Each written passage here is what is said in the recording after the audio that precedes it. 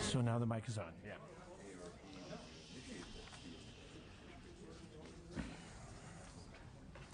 Okay, we are going, this is the Natural Resources Committee for Monday, April 12th. We are going to begin as a subcommittee until we have a quorum, and I will be interrupting an author at that time to call the roll, or have the roll called.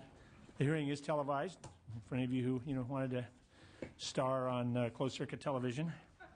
Well, I guess it's the Cal channel, so you'd be really famous. We are going to go by sign in, and we will begin with Mr. Adams, who is presenting Assembly Bill 2718.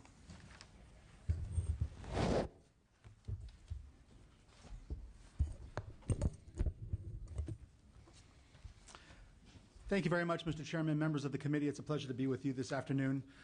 I'm here to present AB 2718. Earlier this year, we passed AB 7 in the 8th extraordinary session to address some of the short-term funding issues of the California's Bottle Bill program. As a result of the funding crisis of last year, we saw the number of unserved zones increase, and AB 2718 seeks to provide some assistance, although minor, to turn that around. The bill seeks to address one relatively minor problematic issue, that is of unserved areas. This bill would add a definition of unserved areas to the code. It would allow a dealer who is certified to collect handling fees in an unserved zone and allow the Division of Recycling to authorize convenience zone operators to operate for fewer hours as an incentive to locate new centers in the unserved zones. We have worked with the committee on amendments, and I am more than willing to take them as author amendments. Thank you for your time, and I would ask for your aye vote. With me today are the sponsors of the bill here to testify and to answer any questions you may have. Witnesses in favor? Mr. Chair and members, Crystal Jack on behalf of the California Grocers Association were the sponsors of the bill, and I'd be happy to answer any questions you have. Other witnesses? Mr. Chairman and members, I'm Tony Gonzalez representing Tomra Pacific, a convenience zone recycler serving about 400 centers throughout the state. We are very grateful for the sponsor, the author, and the committee staff in working with us on amendments, and we strongly support the bill. Okay. Other witnesses in favor? Witnesses against? In between? Gray? In between, Mark Murray with Californians Against Waste, and with the author's acceptance of those committee amendments, we remove our opposition to the bill. Okay. Thanks. Okay. Any other testimony? Hearing none. Well, we are operating as a subcommittee, so we will I don't know how proceed.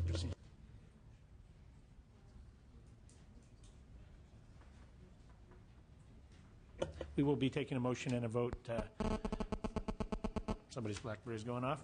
We'll be taking a motion and a vote when we have a quorum. I'd just like to thank the committee for their help in crafting the amendments and helping to see this bill through. Thank you. Thank you very much. I think I was supposed to, I asked earlier about procedure about the chair presenting bills versus the chair representing the speaker presenting bills. And I was told that when the chair is presenting a bill for the speaker, it's supposed to be taken first. So I'll save my bills for the end of the agenda, and I'm going to present the speaker's bill. So, Mr. Loeb, can I hand you the gavel?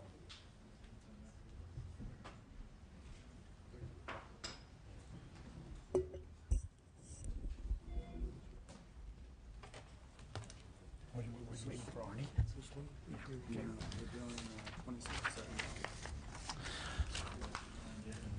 Okay, Mr. Chair and Mr. Acting Chair and members, I am presenting AB 2670 on behalf of Speaker Pettis. AB 2670 establishes the State Capital Sustainability Task Force to continue advancing the environmentally friendly and energy efficient practices underway here at the State Capitol. The task force is composed of the official tenants of the building, the Assembly, the Senate, as well as the offices of the Governor and the Lieutenant Governor. AB 2670 charges the task force with developing and implementing a state capital sustainability initiative. The CSI is the plan the task force will use to make our operations more sustainable in the areas of energy efficiency, water conservation, the purchase of recycled content materials, and renewable energy. Ultimately, the task force's goal is to make California State Capitol one of the first state capitals in the nation to be awarded coveted LEED existing building recognition. AB 2670 Also requires the Capital Sustainability Initiative to provide environmental education opportunities so that the state capitol can serve as a learning laboratory for our estimated 800,000 visitors annually. As you know, the Assembly has already instituted a number of sustainable practices, including replacing computer monitors with more energy-efficient flat Excuse me, screens. Mr. Chesbro. We have Yes. a quorum. I'd take a roll. Sorry. Chesbro, Here. Gilmore, Here.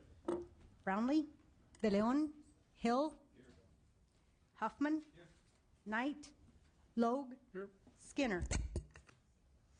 We have a quorum. I'm sorry. That's quite all right. Proceed. I was just naming things that have already been instituted as by way of environmentally responsible practices in the Capitol. They include purchasing recycled content carpeting and other products and installing energy-efficient light fixtures. I'll move the bill, Mr. Chair. The bill has been moved and seconded. I did speak with the actual author a short while ago about an amendment, which I won't propose here, but he agreed to take it, involving making sure that the Capitol is safely accessible to bicycle commuters. We've had some problems with that in the past, and that aspect of transportation would be included in the task force's work with that amendment. So I would ask for your aye vote. Thank you. Those in support of the bill? Mr. Chairman, members, Justin Malone with the U.S. Green Building Council. Looking forward to working with the Speaker and, in fact, everyone in the legislature on this issue, and we're hoping that our members would be able to provide some pro bono services to get this job done. Others in support? Any opposition to the bill? Questions of the committee? Hearing none, Mr. Chesbro, would you like to close? I would ask, the Speaker would ask for an aye vote, and I would ask for one on his behalf. Call the roll. Chesbro, Aye. Chesbro, aye. Gilmore, No. Gilmore, no. Brownlee, Brownlee, aye. De Leon, Hill, Hill, aye. Huffman, Huffman, aye. Knight, Logue, Logue, no. Skinner,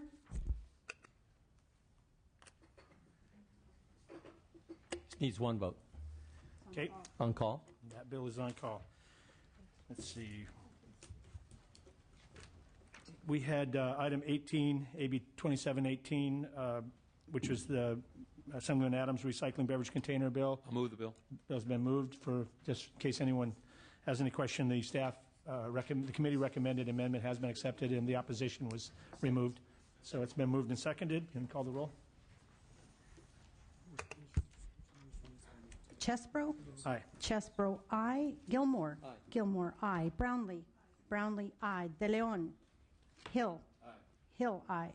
Huffman, Huffman, aye. Knight, Logue, Logue, aye. Skinner. That bill is out. Next, we have, on sign-in, we have Mr. Ruskin, and he is presenting AB 2125, I believe.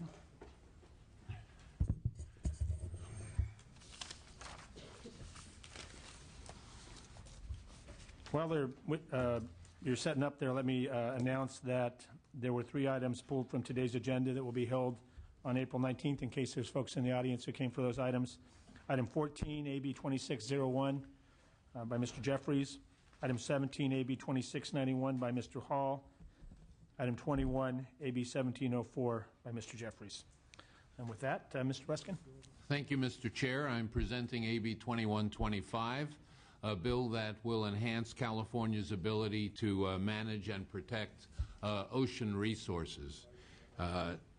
California enjoys a strong heritage of ocean protection, but times are changing, and the way in which we can hope to protect the oceans require a new set of data, new kinds of scientific information, and an enhanced ability for the state to coordinate that information.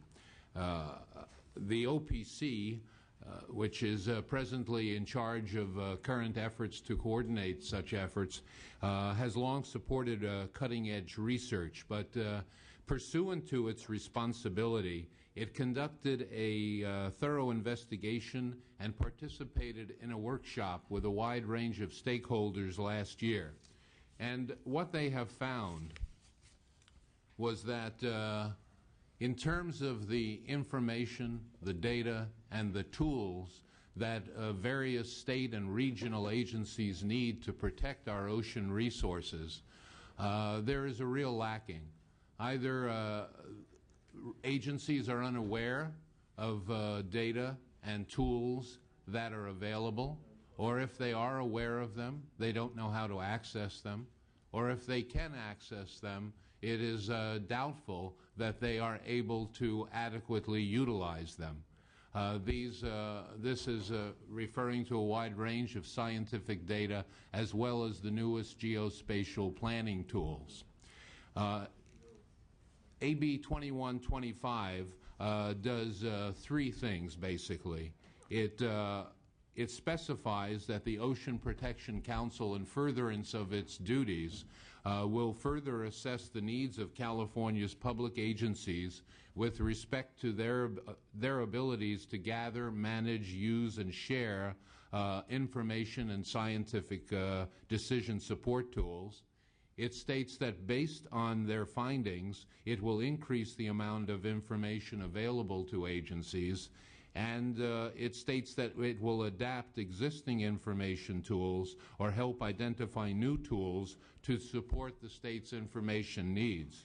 It also further establishes the OPC as a practical lead agency in this work. It will also do one other thing that is necessary. The federal government is embarking on a new initiative dealing with what is called geospatial planning. And this new initiative could have serious implications for the state of California. We need to understand, if we accept federal funds, what the implications will be for the state in terms of spatial planning using these latest tools. The only way we can do that is to conduct a thorough analysis of what the impact will be on our work if we do use these tools and take part in the federal government's initiative. And so my bill instructs the OPC to also make a report back to the legislature to help us understand what the impacts would be should we use these tools and use them within the guidelines of the federal administration. I'm happy to take all of the amendments that the committee has suggested, including the report to the legislature. And some of what I spoke about in my opening remarks actually incorporated the amendments. But happy to take them all, and I have witnesses here to speak in favor of the bill. Okay, thank you, Mr. Ruskin. Witnesses in favor? Caitlin Gaffney with Ocean Conservancy. We are pleased to be the sponsors of this legislation. California's coast and ocean generate $22 billion in revenue and generate over 350,000 jobs, with 75% of those jobs coming from recreation and tourism. A clean, healthy, and well-managed ocean is really critical to the environment, to quality of life for Californians, but also to our economy. We believe that our resource management agencies need access to the best available scientific, economic, and other information to make smart decisions about how to use and protect our ocean resources, and this bill is designed to do just that, to provide improved access to information and also recommendations on marine spatial planning as noted by the author. So in short, we urge your support for this bill as really a common sense approach to improving the efficiency and effectiveness of California governance with respect to our ocean resources. Thank you. Thank you very much. Next witness. Crystal Molenkamp on behalf of the Monterey Bay Aquarium in support. This bill is very exciting to us because it shows that the legislature is interested in addressing those data deficiencies and coordination issues that face our ocean agencies. It also provides the state and particularly policymakers with recommendations, analysis on this new tool that's being utilized in other states and being proposed by the federal government for waters adjacent to California, marine spatial planning. What can that mean for California? We think these are very exciting objectives. We thank the author for putting this bill forward, and we request your aye vote. Thank you very much. Next witness. Victoria Rome with the Natural Resources Defense Council in support. Thank you. Next witness. Bill McGavern, Sierra Club, California, in support. Other witnesses in favor? Any witnesses in opposition? You can stay in. Hearing none, any committee discussion I'll entertain a motion to pass as amended. Been moved and seconded. If there's no further discussion, we'll call the roll. Chesbro. Aye. Chesbro, aye. Gilmore. Gilmore, no. Brownlee. Brownlee, aye. De Leon. Hill. Hill, aye. Huffman. Huffman, aye. Knight. Logue. Logue, no. Skinner. Skinner, aye. Okay, that bill is out. Thank you. Next, we'll hear from Mr. Nilo on Assembly Bill 2328. Welcome. Thank you.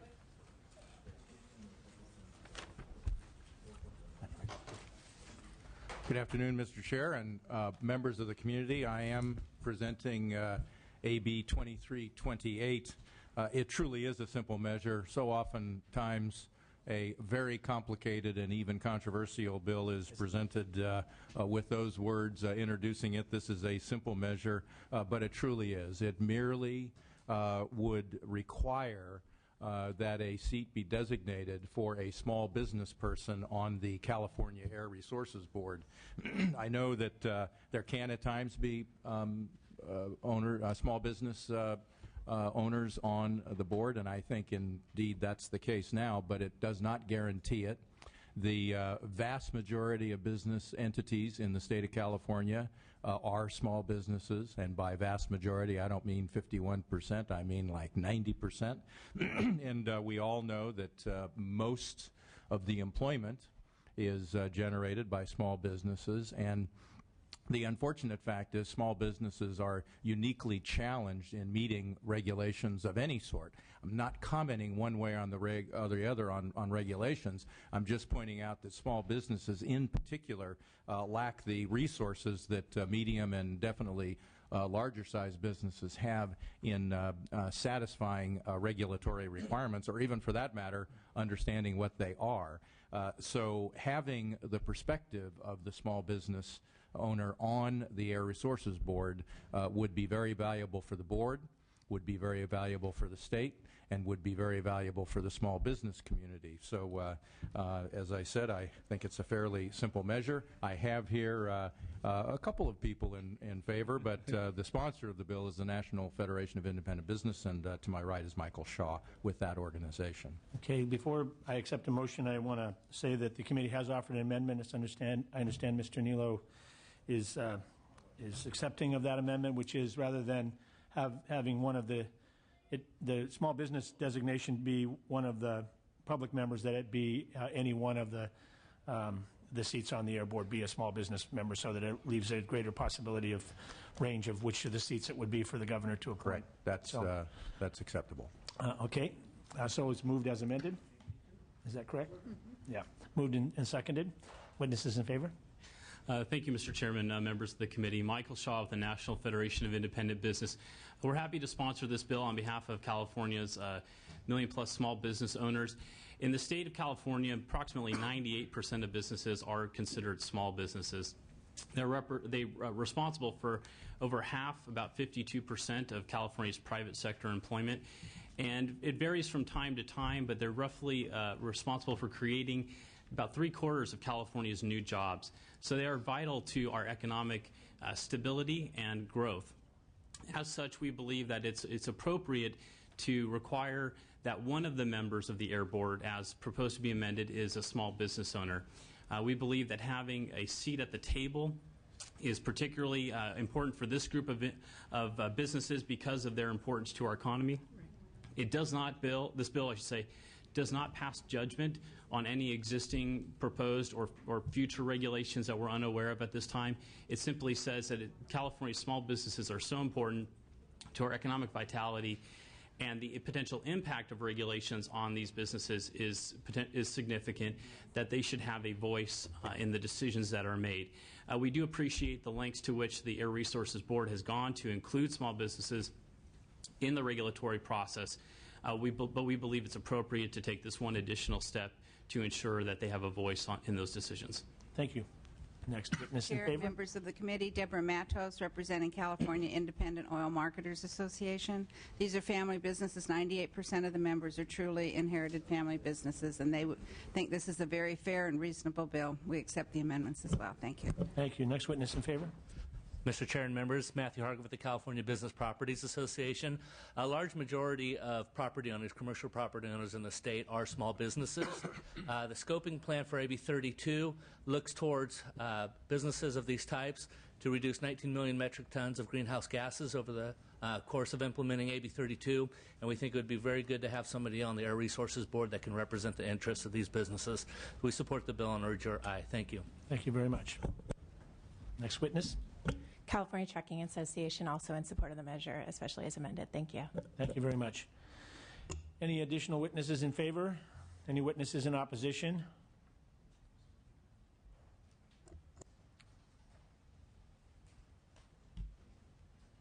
Oh, darn.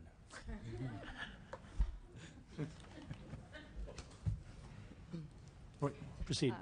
Mr. Chair, members, Bonnie Holmes-Jen with the American Lung Association in California, and we are not in favor of this measure. We would note that there are two small business reps that are, or two members of the Air Board already own small businesses, so that there is representation on the board, and there certainly is wide discretion for the governor to appoint small business owners in his appointments or her appointments to the board. Finally, if there's already an ombudsman that the ARB has on staff to represent small business interests, and we think there's an extensive process to engage small businesses. And finally, if the legislature is considering appointing a small business rep, you may want to consider also a slot for a public health or environmental representative on the board too. So. Thank you. Bill McGavin with Sierra Club, California. We think it's a bad idea for seats on the Air Board to be earmarked for particular constituencies. Right now, there are seats that are designated for members with particular expertise and others who represent particular air districts. In fact, Assemblymember Hill once held one of those seats. But to set aside a seat based on coming from a particular constituency would tend to a fragmentation. Right now, there are two seats that are not based on expertise or air districts. Those are the public seats. It happens that right now both are held by small business owners, and we certainly don't have any problem with that. It certainly would indicate that the system is working in terms of getting small business owners onto the board, so there's really no need for legislation in this area. Okay, thank you. Any other opponents?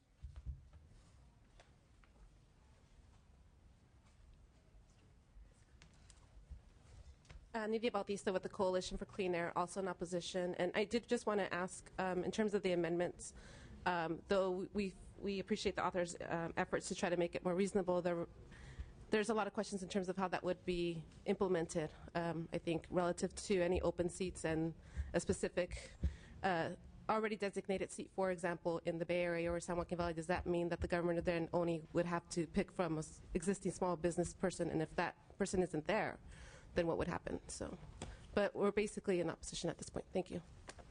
And Victoria Rome with Natural Resources Defense Council in opposition. Okay, thank you. Any other opposition?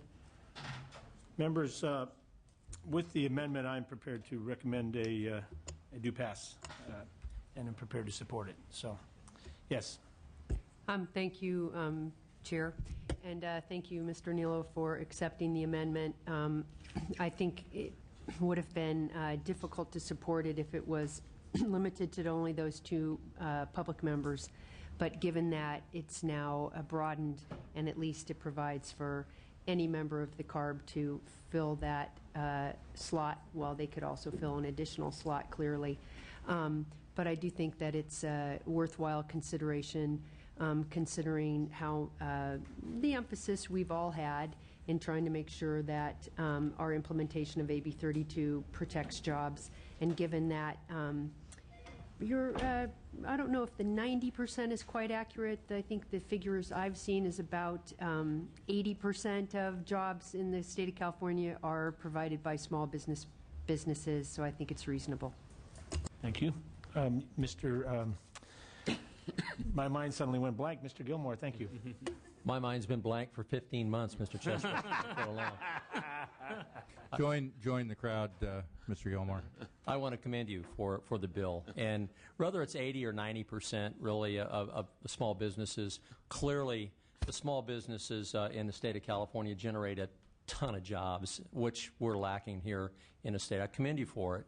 I support the bill wholeheartedly, and this is going to ensure that we do have a voice on this board. and I totally support the bill, and I commend you for carrying it, Mr. Nilo. Thank you. Ms. Brownlee and then Mr. Hill. Yeah, just really a question for you, Mr. Chair, is that based on one of the questions from people who testified. So if, based on your amendments or recommendations, then when there's an open seat, if there was someone who was already on the board who comes from small business, may fill another requirement as well, does that mean that the position's been filled or the requirement's been filled? Well, there'd be no prohibition on an appointing authority from appointing to one of the other slots from a small business designation, but if an appointee meets more than one criteria, I mean, they're representative of an air district, for example, but they're also meet the definition of small business, then that would satisfy the requirement of this bill. So, in other words, if there are open seats, it is not, you don't have to fill those open seats with someone that comes from small business just for the smaller population. It's still from the broader population, and it might, as you said, right. Many already represent small businesses that are represented on the board. So it may indeed fulfill that requirement. It may be that there's, 7 people from small businesses That's right. on the board. There's no limitation. It's just a floor. It says that at least one member of the Air Board will meet the definition of being a representative of small business. Thank you. So, yes, Mr. Hill. Thank you, Mr. Chair. And I guess initially I was trying to find or identify the problem in terms of lack of small business representation, because going back for the last 15 years, there's been a small business owner or representative actually sitting on the board in one form or another. And as I was am a small business owner and was a member representing an air district, so you can satisfy both of those requirements. I think it's a good idea. I think it'll help balance that, and if nothing else, it'll add, in many cases, the board can get, not the board itself, but the testimony can get very polarized, and I think that may help to bring things together a little more. But here again, I don't believe there's a problem, and I know you indicated that there wasn't today the 2 small business owners as representatives and sitting there as the public members, and so I certainly will support the measure as well. Yes, Mr. Huffman. Thank you, Mr. Chair. I'm a big fan of small business and always like to look for opportunities to be helpful. But in this particular case, I have to first ask 2 questions. I have to first ask, what is the problem that this is attempting to solve? And I'm going to invite you to speak to that, because the evidence suggests that there's not a problem. We have 2 small business members on the board. So what are we solving with this bill? And number 2, I have to ask about the policy and the precedent that we're setting. If we are to single out small business as much as we love small business, what does that say about not hardwiring a seat for a public health advocate, as one of the opponents, I think, quite appropriately pointed out? I would think that public health is equally important, certainly when we talk about things like air pollution. So I guess I want to ask you, in addition to speaking to the need for the bill, to speak to, are you suggesting that we should now start parceling out and hardwiring all the seats on CARB? And if not, how do you justify this one single exception for small business, even though, again, we'll stipulate that we all love them? Mr. Neal. If there are no other questions, I'll combine those with a close, and we can move to the vote. Mr. Logue did raise his hand, so I will call on him. But I would like for you to answer Mr. Huffman's question in your closing comments. Yeah, also, Roger, it's an excellent bill. I just want to point out that it already requires a surgeon, physician, or somebody who is affected concerning air pollution. That's already required in the bill. I also want to weigh in and say this is an excellent bill. We appreciate your efforts. This will help with the public understanding about their decisions on CARB. I think this is a good move all around. It's a win-win, so thank you. Support it. Thank you, Mr. Lowe. Okay, would you like to close? With regard to the questions, I'll take the, with regard to the problem, It's not so much an issue of a problem as it is an issue of an acknowledgement. Now, first of all, there are representatives on these boards that get to the point that the opposition was making. As Mr. Logue pointed out, there's a seat designated for a physician or a surgeon, and that most definitely is an issue of health. If it is not one of public health, then you would have to wonder what that person was doing there on that board in the first place. So it would seem to me on the face of it that that would be adequate representation, or at least representation of that particular point. Additionally, there are 5 members specified from local air pollution control districts. Those members are specifically interested specifically in the interest of specifically air quality. Now, the intent of the board is to improve air quality, and that's what they deal with. But whenever a regulation is promulgated and imposed, it is intended to improve air quality. And the presumption is that everybody benefits from that. And I will stipulate to that point. But the impact of that regulation, that is the economic impact and the consequences of complying with the regulation, normally falls almost entirely upon somebody who operates business. Now, there are regulations that affect people in their homes. As an example, locally we have days where people cannot burn fires in their fireplace, and that obviously affects homeowners. But in terms of real economic impact of regulations, that largely falls onto the economy, which means businesses, and it disproportionately challenges small businesses because, as I said before, they lack the resources to specifically address even realizing that a regulation is there, let alone comply with it. So this is an acknowledgement of the unique situation of a person operating a small business, of people operating a small business. And by the way, with regard to the statistic, I always try to avoid hyperbole, and I didn't say that 90% of employment is small business. What I indicated was the vast majority of business entities are small business, and I think that number is actually in excess of 90%. I didn't cite an employment number because, frankly, I don't know what that is, but I know it's a majority. So that would be my answer on what the problem is. It's really an acknowledgement of the unique role of small businesses. And with regard to any presidential factor, I would not agree that we start parsing the seats, but I would state that because of the unique nature of small business people, for all of the reasons just stated, I think it is important to acknowledge that that representation should always be on the Air Board. So with that, I would request an aye vote. If I could just, with the Chair's indulgence, in addition to the precedent of other parsing on CARB, the I think very thoughtful explanation you just offered, Mr. Nilo, would appear to suggest we should have a hardwired small business seat on any regulatory board in the state of California. I second that motion. And I would be happy to so amend my bill if I had enough support on that, but I don't know that all of those entities come under the purview of this committee. I think you have highlighted the precedential conundrum here that will unfortunately make me a no vote. So thank you.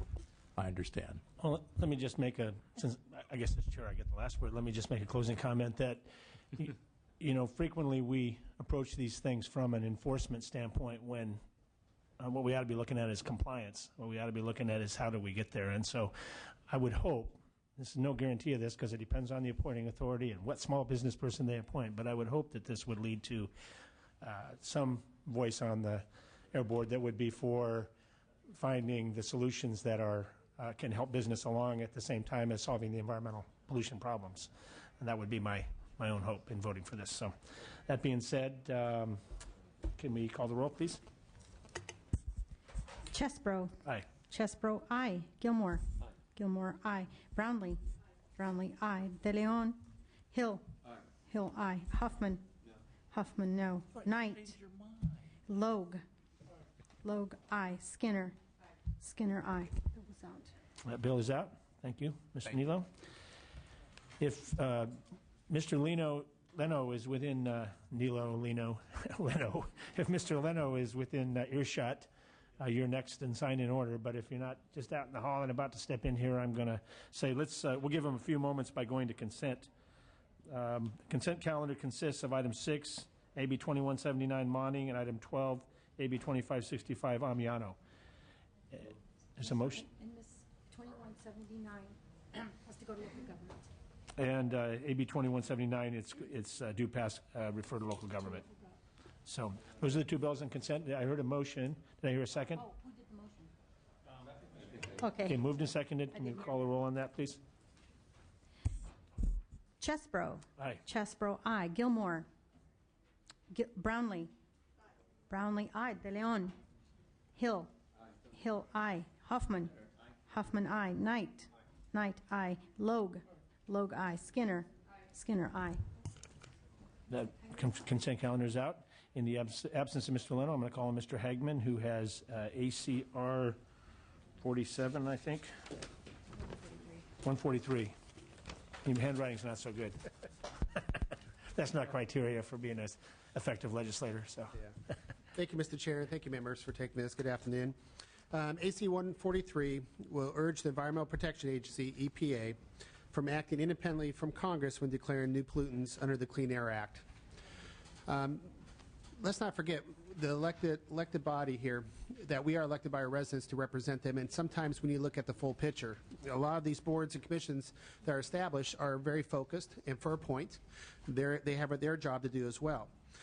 But the history with this, in April 2009, the EPA declared carbon dioxide as a pollutant, which allows the EPA to regulate all CO2 emissions in the U.S. under the Clean Air Act. This reverses their 2003 decision that EPA found that carbon dioxide was not a pollutant.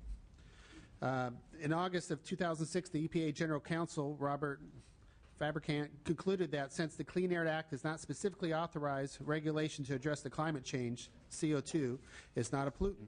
The reason given for not classifying CO2 as a pollutant is based on the fact that it is a natural component of the atmosphere as needed by plants in order to carry out photosynthesis. In January 2010, 39 U.S. senators from both sides of the aisle introduced a disapproval resolution to stop the EPA from regulating the CO2 emissions. Frankly, they just want to be able to argue and legislate that on their own houses and not have it done by an independent source. By passing this resolution, we'll be joining 12 other states, encouraging the EPA to reconsider its decision to consider carbon dioxide as a pollutant. And with that, members, I would respectfully ask for your aye vote. Thank you. Do we have witnesses in favor? Any witnesses in opposition? Apparently, well, there's been a motion. If there are some witnesses in opposition, come on forward. Motion in a second. Y'all are being kind of shy here. We got a busy agenda, so you got to move forward when your time We have a comes. few minutes to get out from where I was. Okay. Tina Andlin at the Planning and Conservation League. We are opposed to this this measure. We would instead hope that this body would do just the opposite and send a resolution to the U.S. Congress urging them to take quick action to combat climate change and follow the lead of California in doing that. Thank you. Glenn Backus for the Yellow Baker Center for Human Rights in opposition. Justin Blunt for the California League of Conservation Voters and the Union of Concerned Scientists, very much in opposition. Nidia Bautista with the Coalition for Clean Air, also in opposition. Okay. Thank you. Any other witnesses in opposition? My recommendation is it would be actually to hold in committee, except there's a motion, so I'll be voting no. I have to say that I hope some other bills that we're talking about today and how we're working on them illustrate that we're trying to figure out how to make this work and how to, be, as I mentioned in the previous bill, seeking compliance and helping business find ways to comply. But this is a resolution too far. It's not something that is consistent with California law, California policy, my previous votes in the legislature, and I would hope that what we've done in California would spur the federal government to follow our lead in terms of fighting climate change, again, in a way that is is aimed at trying to build a green economy and help business comply. So I'm going to be voting no. Other comments or questions? Mr. Hagman, would you like to close? Yes, thank you, Mr. Chair. Hold on just a moment. Ms. Skinner?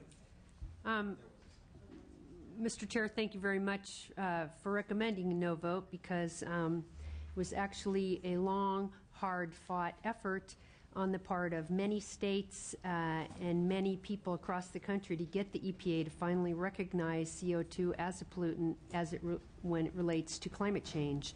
And without that ruling, for example, California would not have been able to pursue the landmark legislation that was passed, the Pavley Bill on vehicle emissions, which now over 20 states have imitated and which have greatly benefited consumers because it's made our vehicles better.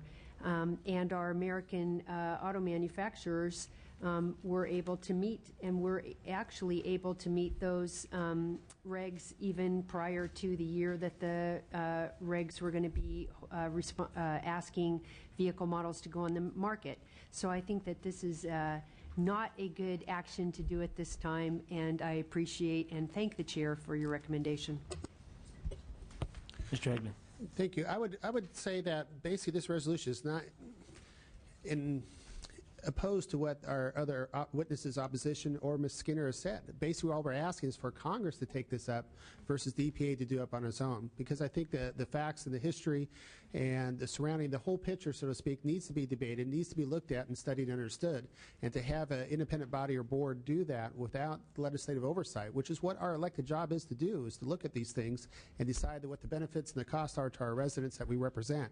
So this is not a bill to oppose anything necessarily for AB 32 or anything else the EPA is doing. This is the asking and encouraging Congress, just like our opposition said, to take a look at it themselves versus allowing the EPA to do it on their own. So I respectfully ask for I vote. Okay, thank you. Mr. Logue has the final word this time, I think, depending on what he says. I think I'll pass. No. Anyhow, Mr. Hagman, I want to thank you for your bill. I think it makes sense. And I just want to say that last year, 1.4 million people died from starvation in the world. Not one person died of carbon emissions. So I think that you're on the right track. The global warming debate is falling apart as we sit here today. 31,000 scientists came out recently declaring that global warming is not man-made. And so we're going to spend hundreds of billions of dollars mitigating a problem that may not be real. So I commend you on your bill. I think it's a step in the right directions. An old timer used to tell me, you know what, just because you're walking past an oven doesn't mean you have to stick your head in it. And I'm hoping that this state, when it comes to global warming, will pull its head out of the oven, because we cannot afford the job loss. We cannot afford to be politically correct and make the working families of California pay for it. So I support your bill. Thank you. Thank you. Okay, if there's no further discussion, we'll call the roll. Chesbro? No. No. Gilmore? Brownlee? No. Brownlee, no. De Leon? Hill?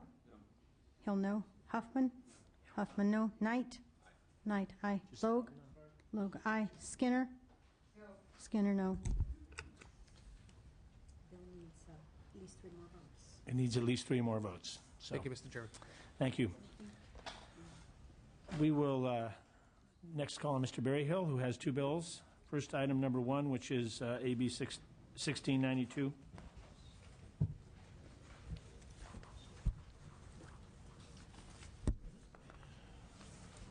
Thank you, Mr. Chairman. Members, appreciate the opportunity here to talk on 1692. AB 1692 requires any fines or penalties that are collected by specified state agencies to be deposited into the state general fund. Fines and penalties collected by these agencies are currently deposited into special funds controlled by the agencies. By allowing the agencies to collect the fine and penalty money for their own coffers can simply incentivize them to be more vigilant in enforcement.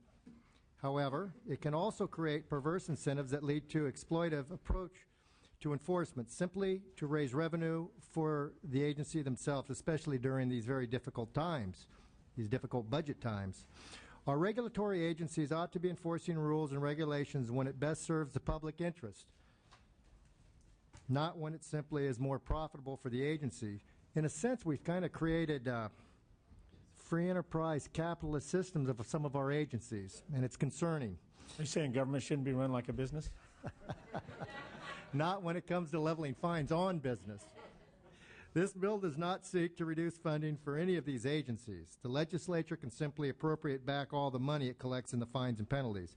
But by increasing legislative control over this process, and this is the good government part of this, it ensures that the agencies employ pure motives when enforcing regulations. One of the things I don't think this legislature does nearly enough is oversight of its agencies. And I think we've advocated many of our responsibilities and duties to these agencies, and then they're off on their own. And so this bill simply seeks to roll that money into the general fund and then allocate it back as seen necessary. Okay, thank you. We have witnesses in favor? No witnesses. No witnesses. Are there any witnesses in opposition? Come on forward.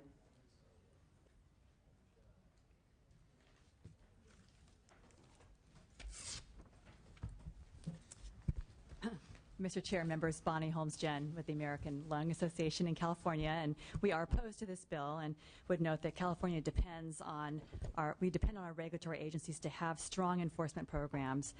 Californians depend, for example, on our air quality laws to improve air quality, to achieve public health benefits, to address the fact that California has the worst air quality in the country. And clearly, if we don't have strong enforcement programs, we're not going to be, our communities are not going to be reaping the benefits, public health and air quality, environmental health benefits from the rules and regulations that we're adopting.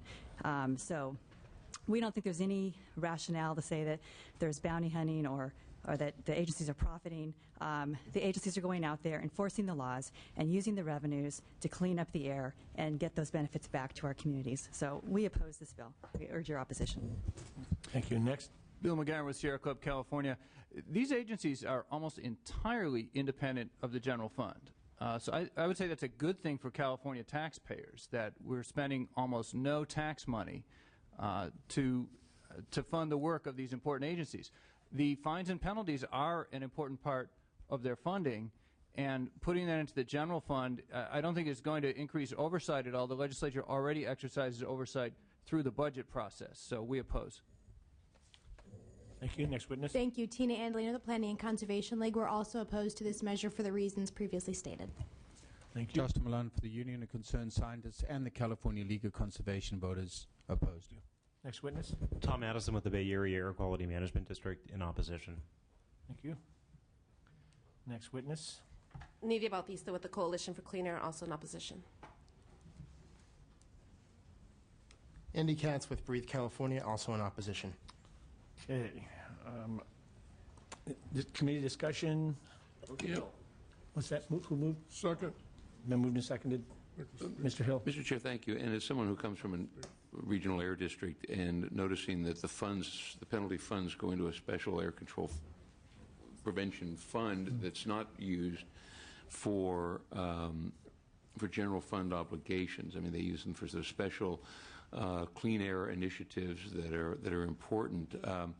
And interestingly, special efforts were made to make sure that the penalty part of the air district was never used for those general fund obligations and expenses. I mean, there was really a concerted effort to not budget those in any excessive or aggressive manner, but to budget them conservatively in order to avoid, I think, what you're trying to achieve here, or the problem that I think you're trying to solve. So just from personal experience, I've not seen that as an issue or something that has been abused. So I unfortunately won't be able to support it for Mr. Berryhill. Any other comments, questions? Just Mr. Logue had his hand up first, I think, and then Mr. Huffman. Well, I'll always yield to Mr. Logue. I apologize. That's going to cost me, right? Bill, I just want to congratulate you on your bill. I think it's excellent. And you know as well as I do, when we were in Nevada last year, that we interviewed over 100 businesses, and they asked, the primary reason was, why did you leave the state of California? Number one was the overzealot regulatory authorities. And we also identified what was the reason for it. And the bottom line was is that the fines that were allocated against these businesses was kept by the people who were basically fining the businesses. And so it turned our regulatory authorities into bounty hunters. And the businesses that testified were basically felt stopped by our regulations in order to fund their programs. So if we want to bring integrity back to California's regulatory authorities, we need to get their hand out of the kitty jar. We need to move it somewhere else. And by the way, if it goes into the general fund, how does that help education, Mr. Berryhill? Well, it would, education would get their 40% right off the top. So depending how much money you're looking at, 30 million or so, education would receive, the formula. So by taking away the incentive from regulatory authorities to keep those funds, then basically the public is going to have, I think, a sense of fair play. And the regulations that we impose upon business, which is basically being crushed by overregulation, is going to be, I believe, treated with an ability to believe that it's a fairness issue. So I think that your bill is an excellent bill, and I think it's a revolutionary bill in this state that has to happen if we're ever going to stop the bleeding, the hemorrhaging of jobs out of California as fast as they can get out of here. And by the way, many of those jobs that are leaving the state because of our regulations are green jobs. And they're getting stimulus money from the federal government, and they're relocated in Georgia, North Carolina, ABC, anywhere but California. And when it comes to pollution, there is pollution in California, and 20% of it's coming from China into the LA basin because we have become so hostile towards manufacturing that they're going overseas, and the pollution, there's no regulations on their pollution, it's blowing back into the LA basin. So I think you have a good bill, and I support it. Thank you. Yes, Mr. Huffman. I actually just want to commend Mr. Berryhill because I see him trying by what appears to be his own initiative to come up with an idea that's outside of the box. And you're sitting there without a cadre of sponsors, without an army of supporters. And I've been in that lonely chair. And I always respect and want to applaud independent thinking and creative thinking by members of this institution. So that's good stuff.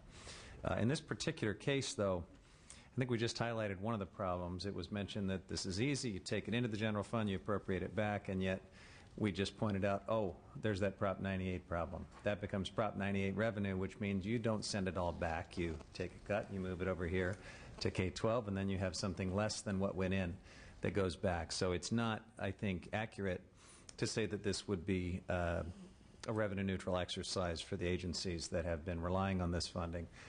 And also for the agency that I know best, the State Water Board on your list. The problem is not bounty hunting or overzealous penalties. The problem is an agency that doesn't have the resources to get out and enforce the law. And we've been doing everything we can to try to change that, but to take away what limited penalty and fine revenue they do have right now would be a serious blow to their ability to protect lawful water rights holders and do other important work that we need them to do. So for those reasons, I can't support, but applaud your independent thinking. Okay, well, I want to contradict the education funding. That certainly is one thing that gets Democrats' attention, but it's my understanding of Proposition 98 that, in fact, only tax revenue is subject to Prop 98, not fines and fees. So I don't believe that that's the case. Thank you for clarifying that, Mr. Chairman, because I wasn't sure. But any further discussion? If not, call the roll, please. Chesbro? No. Chesbro, no. Gilmore? Gilmore, aye. Brownlee? Brownlee, no. De Leon? Hill? No. Hill, no. Huffman?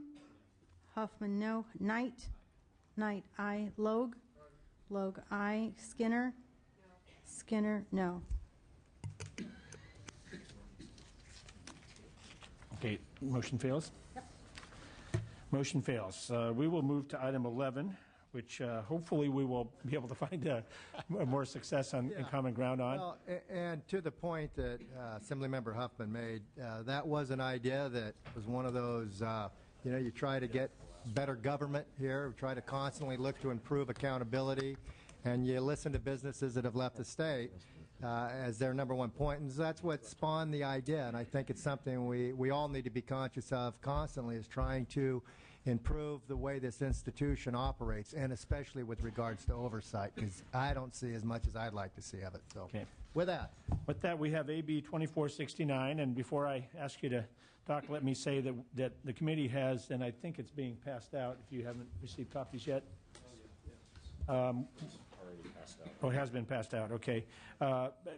Significant amendment which essentially concurs in the concept of a dispute resolution process at ARB, but at this point in time considers the bill a work in progress by stripping out all of the other specifics on the assumption that it needs to be worked out and negotiated, and a solution needs to be arrived at.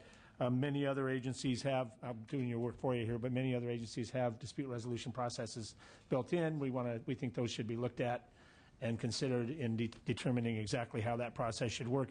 And we don't also want to unnecessarily be burdening the ARB with additional costs and regulations. So trying to figure out how to make it work is the question. So with that being said, I hope I didn't already tell your bill for you. That's a terrific opener. Mr. Berryhill.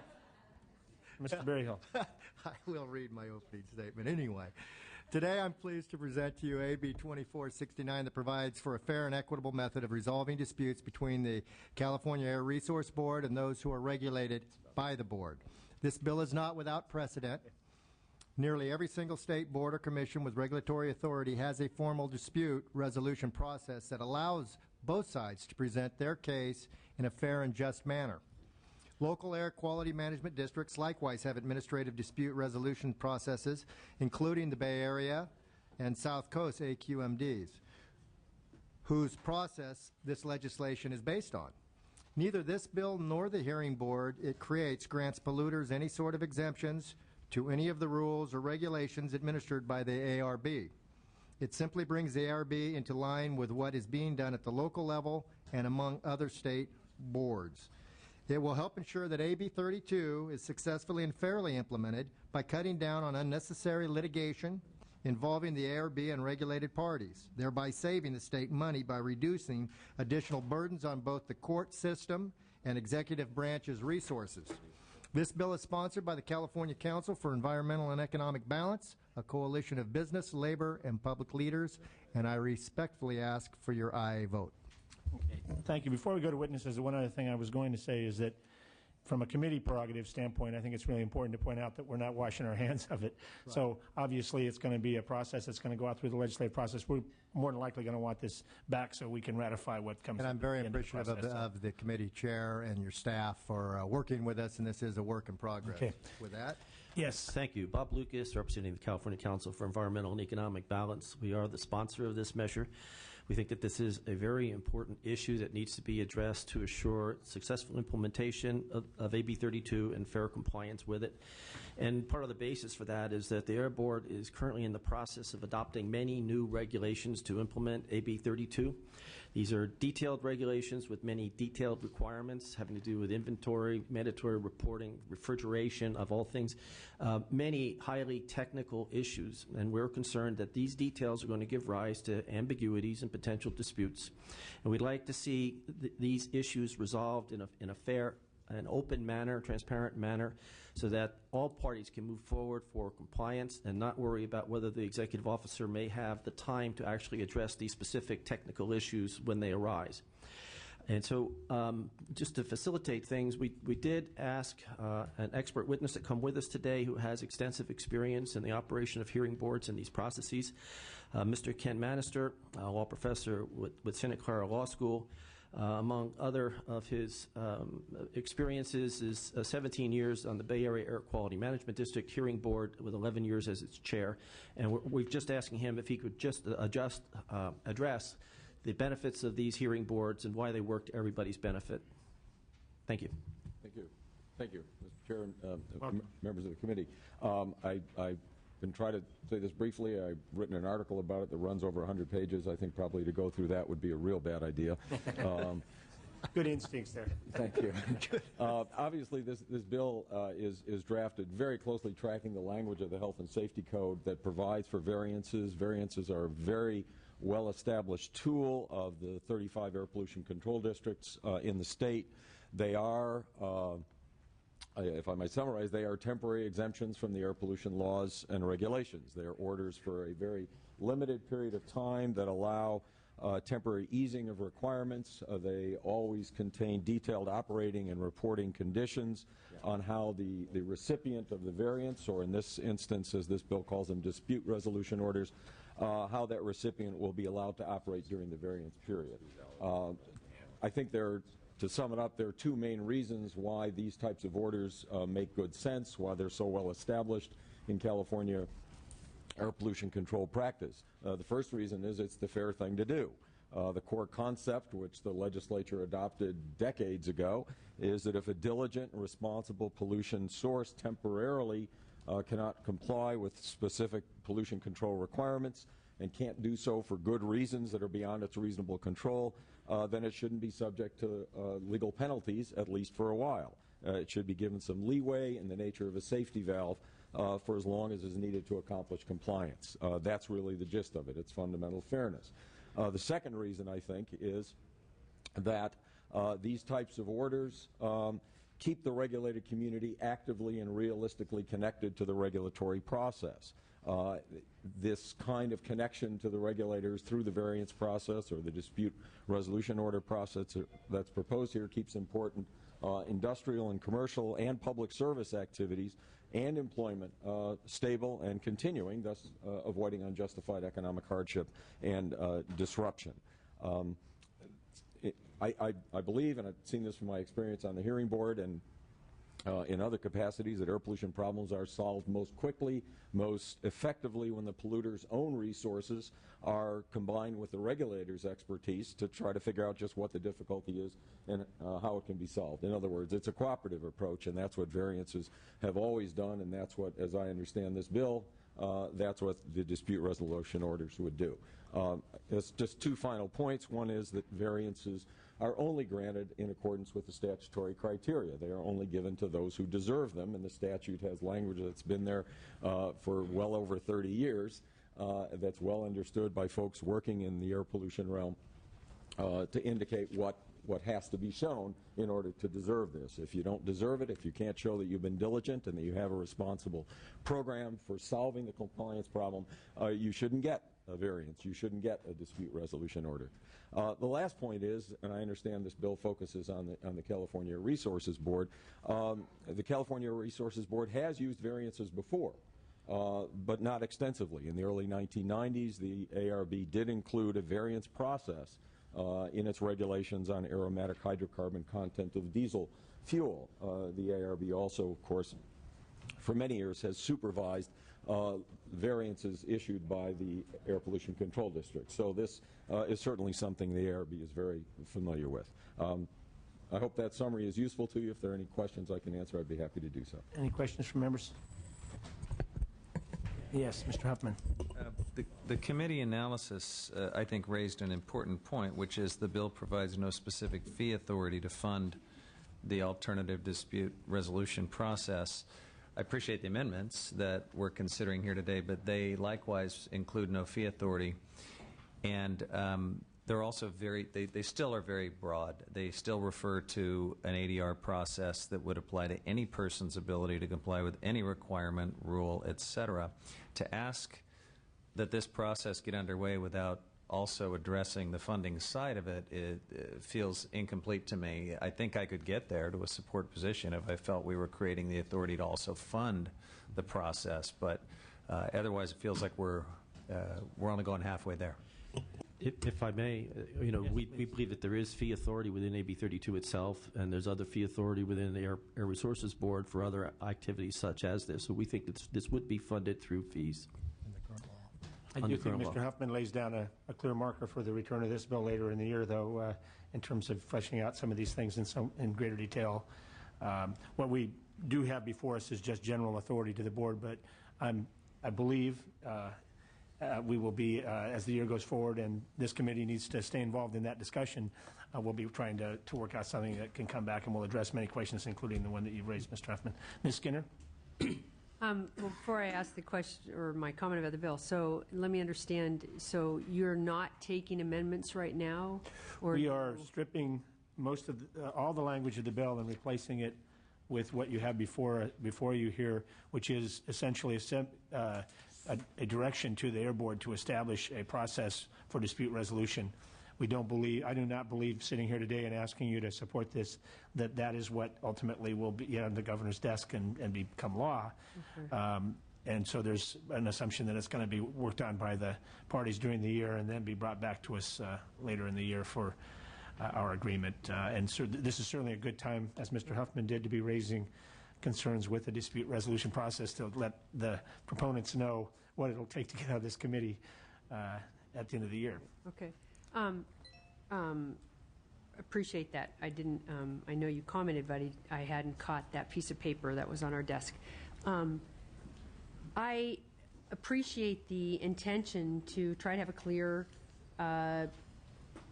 clearly defined process for solving disputes, for resolving disputes, and the staff analysis would indicate that there is one.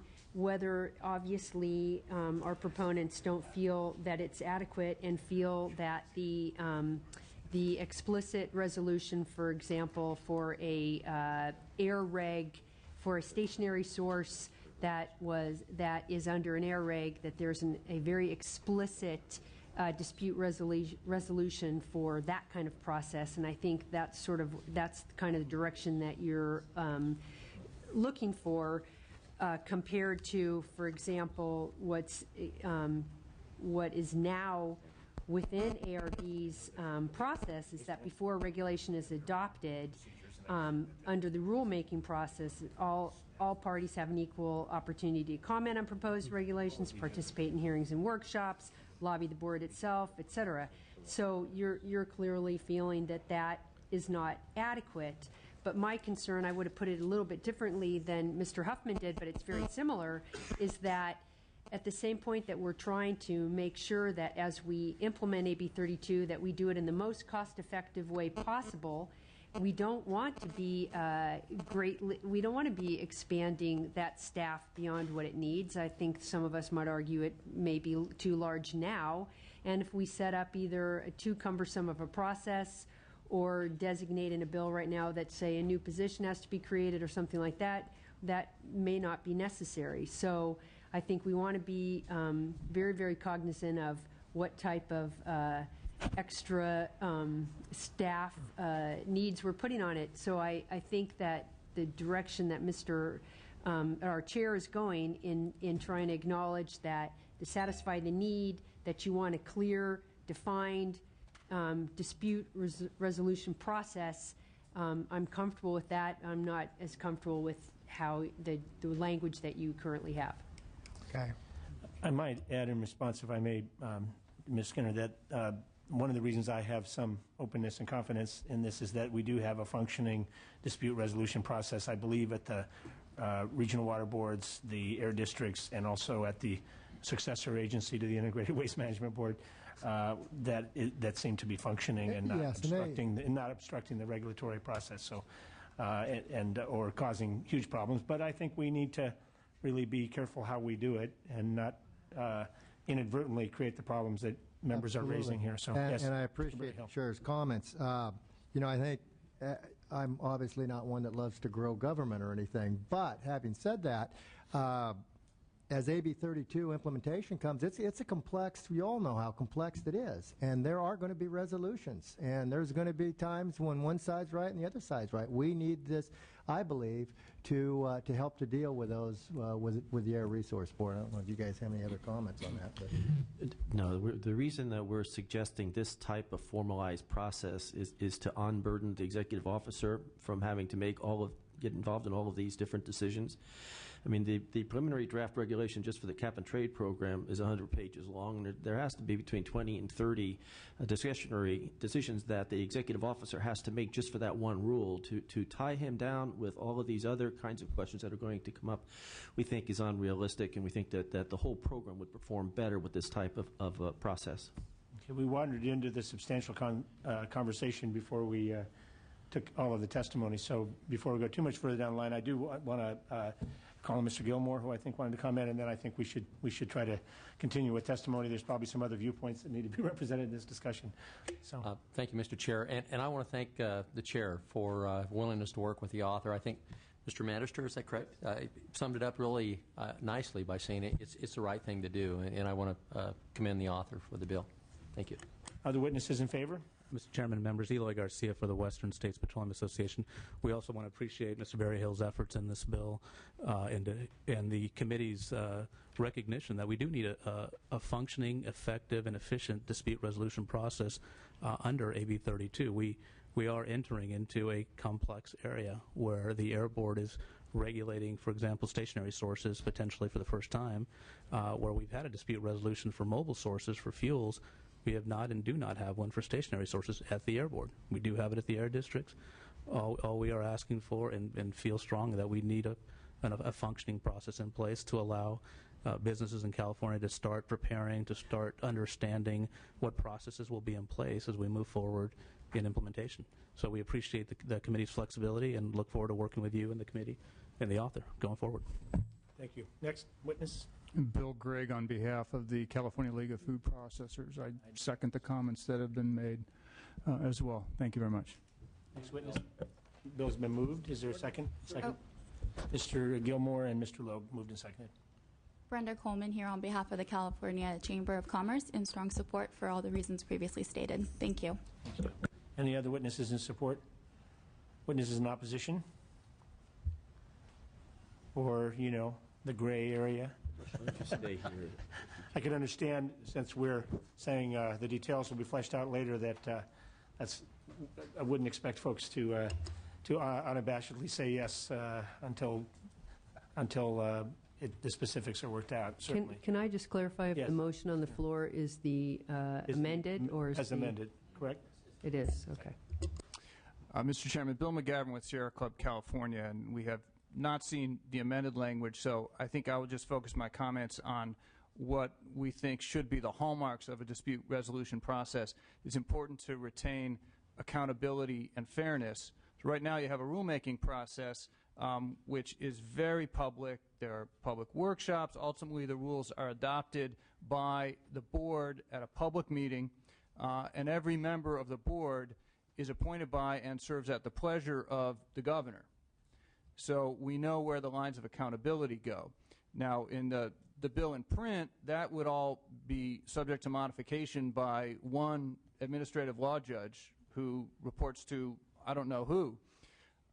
It's also very important to have a level playing field and some certainty. And I don't know how anybody's going to know what the rules are or have any confidence that they will be subject to the same rules as their competitors if any polluter can go in and petition to have the rules changed specifically for that entity. So those are major concerns with the development of this process as you go forward with it. Thank you. And Mr. Chair, Bonnie Holmes-Jen with the American Lung Association in California, and just wanted to comment that we had very serious concerns with the proposal that was before you. I understand that that's not on the table here, but we just are very concerned that any process that is developed is not going to serve to delay or weaken enforcement in any way, and just very concerned that we have a chance and others in the public health and environmental community have a chance to look very carefully at any proposals before they come back to you, certainly. Well, can I just say that I think at the other end of the process, when we're asked to concur in something, that will be an absolute criteria. I can't imagine that this amendment would be being voted out of this committee. If it is, I'm not prejudging it, were it not with confidence that the author and the sponsors are going to make every effort to have that take place. Well, I appreciate your comments, and obviously the enforcement program is critical to our state's air quality and global warming efforts and to ensuring improvement in public health. So we just want to make sure that it continues to be a fair and strong process. Thank you. Other opposition or expressions of concern, or yes if or yes but or no if? Thank you, Chair. Nidia Bautista with the Coalition for Clean Air was prepared to oppose with the original language, and I'm encouraged by the remarks that I'm hearing, but clearly we'll be looking to see the specifics, and want to reiterate and emphasize the comments that Bill McGavran made from Sierra Club, and also second that while we're open to some sort of process for this, we do want to make sure that it is fair, and fair in all aspects, both to the people that are being polluted on as well as to those who are emitting the pollution. So, thank you. Thank you. Andy Katz from Breathe, California, and I want to second and third, really, the concerns from Sierra Club and American Lung Association. Also to point out that the Air Resources Board covers a large subject matter. They're addressing greenhouse gases. They're addressing diesel particulate pollution. They're addressing toxic air contaminants. And it's important that whoever is addressing dispute resolutions be able to have the expertise necessary. So one body may be challenged in addressing this expertise in working with the ARB staff. So I think that's an important consideration. In addition, all stakeholders really need to be at the table, including impacted communities. Thank you. Thank you very much. Other witnesses? Mr. Hill? Mr. Chair, thank you. I'm really encouraged by the amendment, and in looking at the local districts and the hearing boards and the successful dispute resolution that we've seen there, I think we need to be careful as we move forward in the comments, I think, on one individual or one administrative law judge making some of those decisions. The benefit of a hearing board is that you have multiple disciplines as part of that board, and that I think adds different expertise that's important in looking at every area, whether it's diesel particulate or whether it's greenhouse gases or whatever the issue that they're reviewing, because you do have that ability to look at it. The other part that I think gets back to Mr. Huffman's concern is cost, and this will not be an inexpensive effort if it's done properly. So I hope that we look at the entire process as it moves forward, and looking forward to seeing it come back. So I'll be happy to support it today. Thank you. Any further comments? If not, we have a motion and a second. Can we call the roll, please? Chesbro? Aye. Chesbro, aye. Gilmore? Aye. Gilmore, aye. Brownlee? Brownlee, aye. De Leon? Hill? Aye. Hill, aye. Huffman? Aye. Huffman, aye. Knight? Knight, aye. Logue? Logue, aye. Skinner? Aye. Skinner, aye. Bill's out. The bill is out. Thank you very much. Thank you very much. Next, in sign-in here, we have Mr. V. Manuel Perez, who is going to come forward and present on AB 1846. Welcome.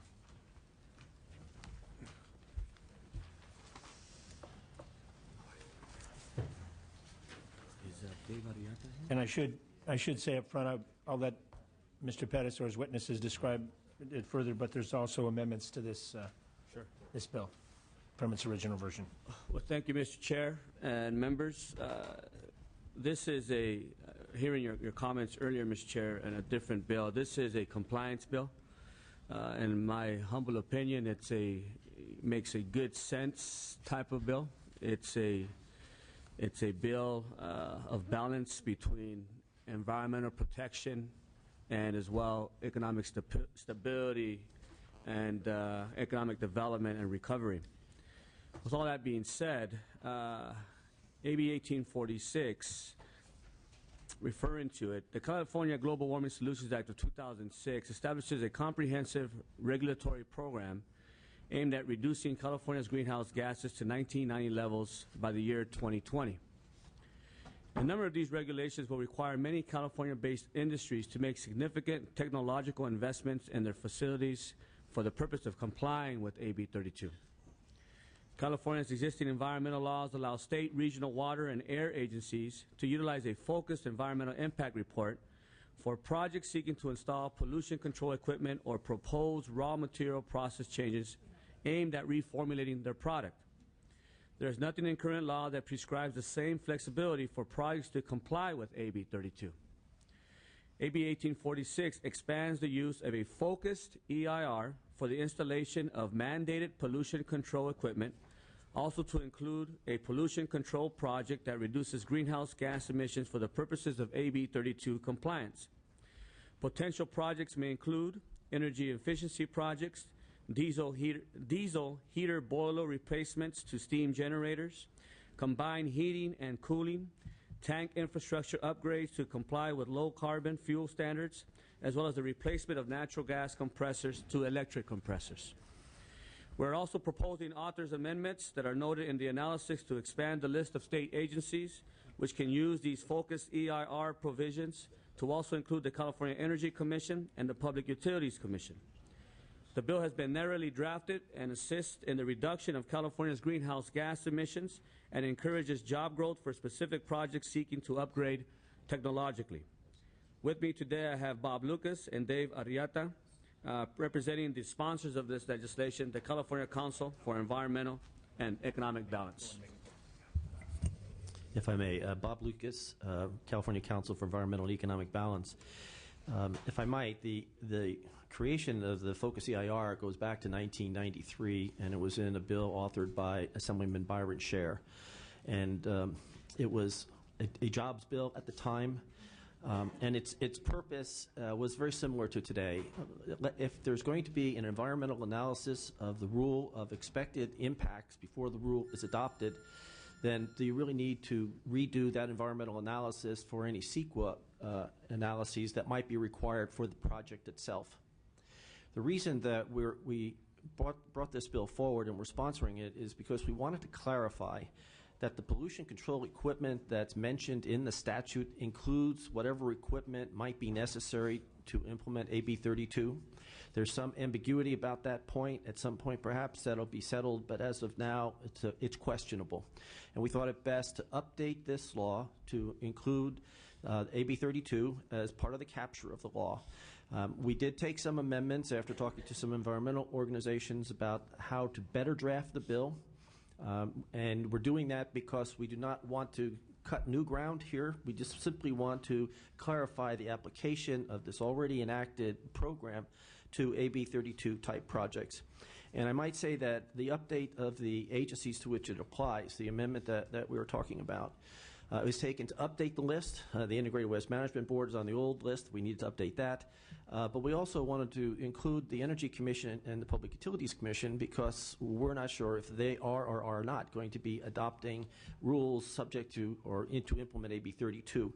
And incidentally, in adding them to this list, it is solely for the purpose of implementing AB 32. Thank you. Thanks. Next witness. Good afternoon. My name is David Arrieta, and I'm a consultant to the SEB group. And the Focus EIR is a streamlining process to get implementation of pollution control equipment online as quickly as possible. A typical project in California can be from 3 to 5 years in the works to get from design to implementation, and we still have not seen a large number of the rules that are going to be implemented by AB 32. If we're going to meet the requirements of AB 32 to get in with control equipment before the 2020 timeframe, the Focus EIR process really allows us to streamline that process and hopefully implement projects that get the reductions that are necessary for us to achieve the goals. So this is a streamlining process that we hope brings projects online and emission reductions online as quickly as possible and hopefully way before the timelines that are necessary in the law. Thank you. Other witnesses in favor? Mike Rogie with California Manufacturers and Technology Association in support. Good afternoon. Brenda Coleman here on behalf of the California Chamber of Commerce in strong support.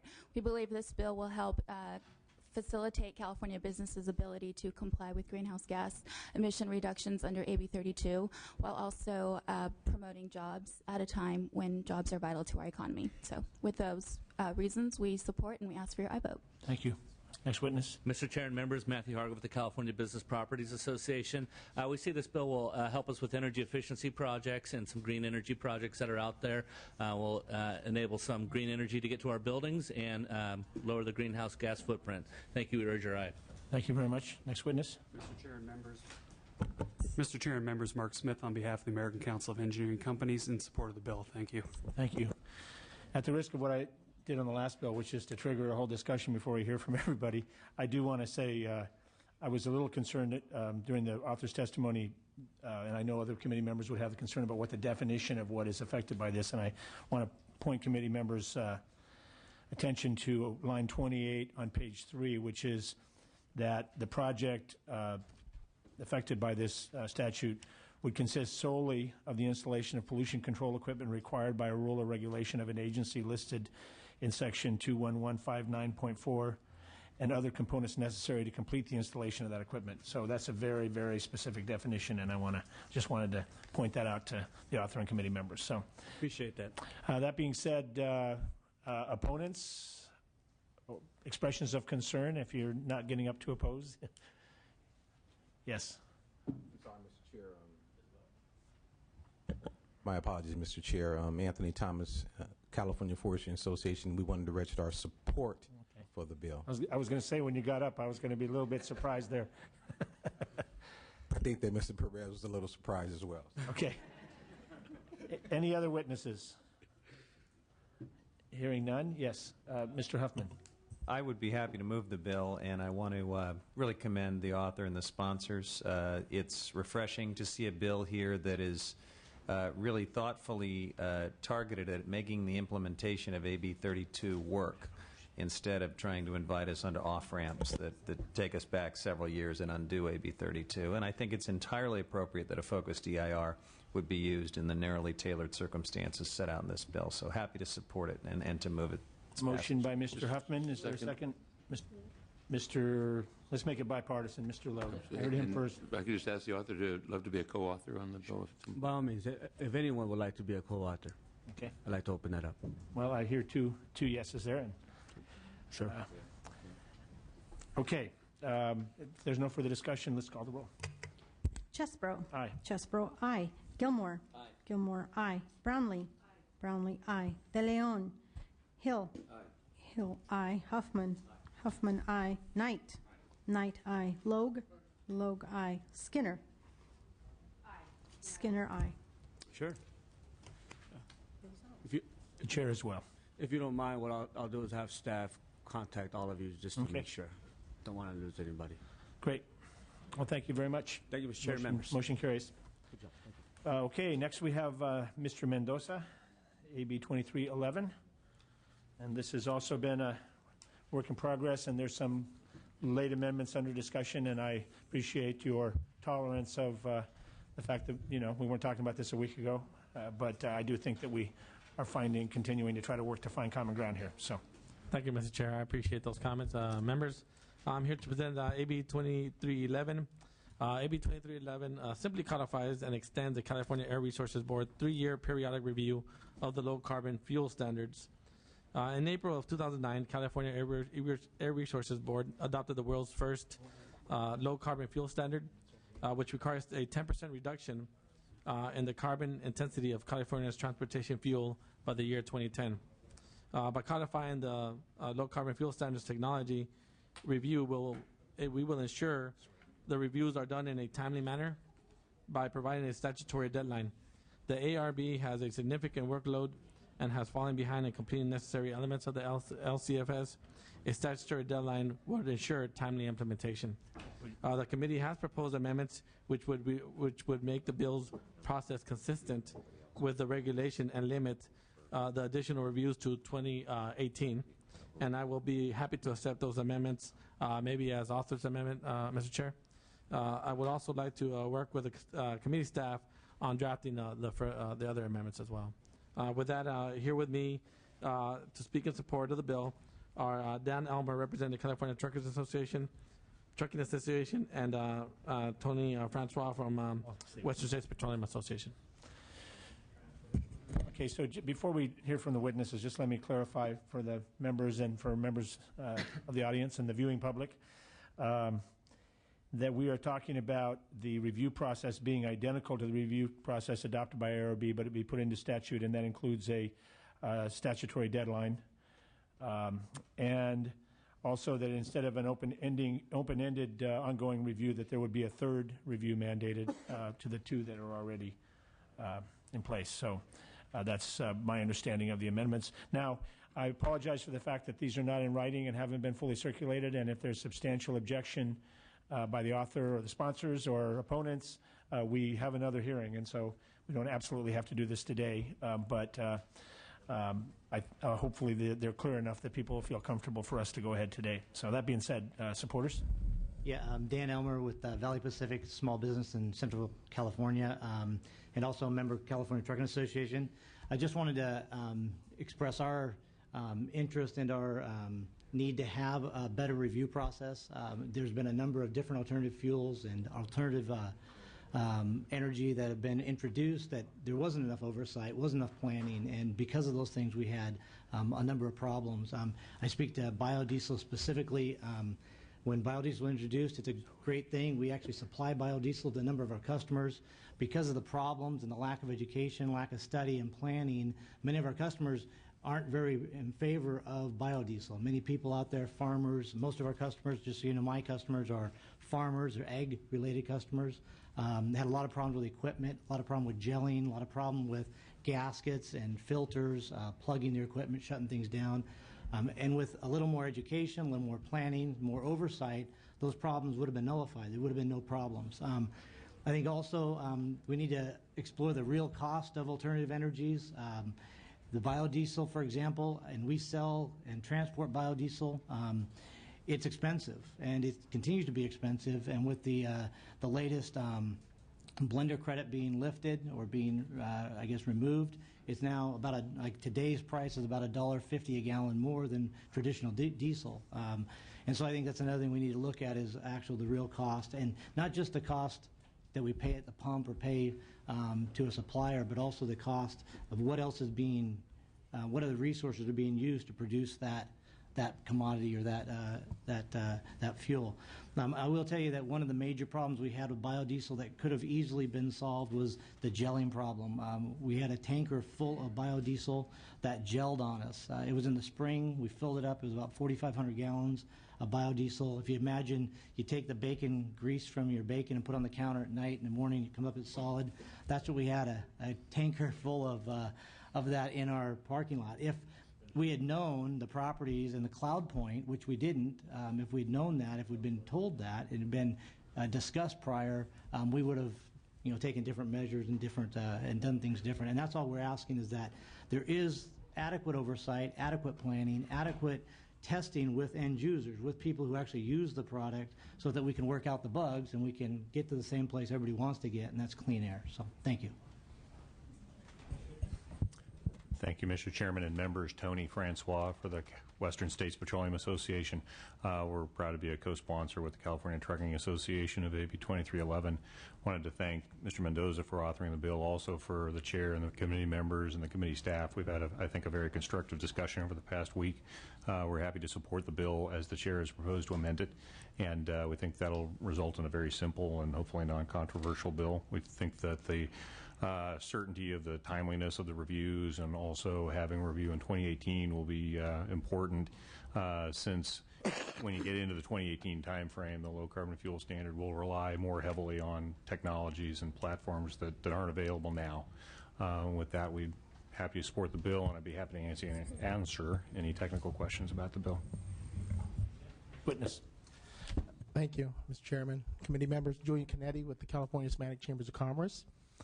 The CHEC has been following the low carbon fuel standard for some time now, and we believe for it to be successfully implemented, there needs to be firm legislative oversight. AB 2311 will provide that needed oversight. As you all know, the low carbon fuel standard is nothing less than a complete reinvention of the transportation fuels we'll be using here in California. So it's important that we thoroughly investigate the technologies that will be required in terms of availability, practicality, safety, and costs. Failure to do so can result in supply shortages, significantly higher fuel prices, and risks to the environment and public health. The California Air Resources Board has approved the LCFS with the knowledge that much of the required technology hasn't yet been invented.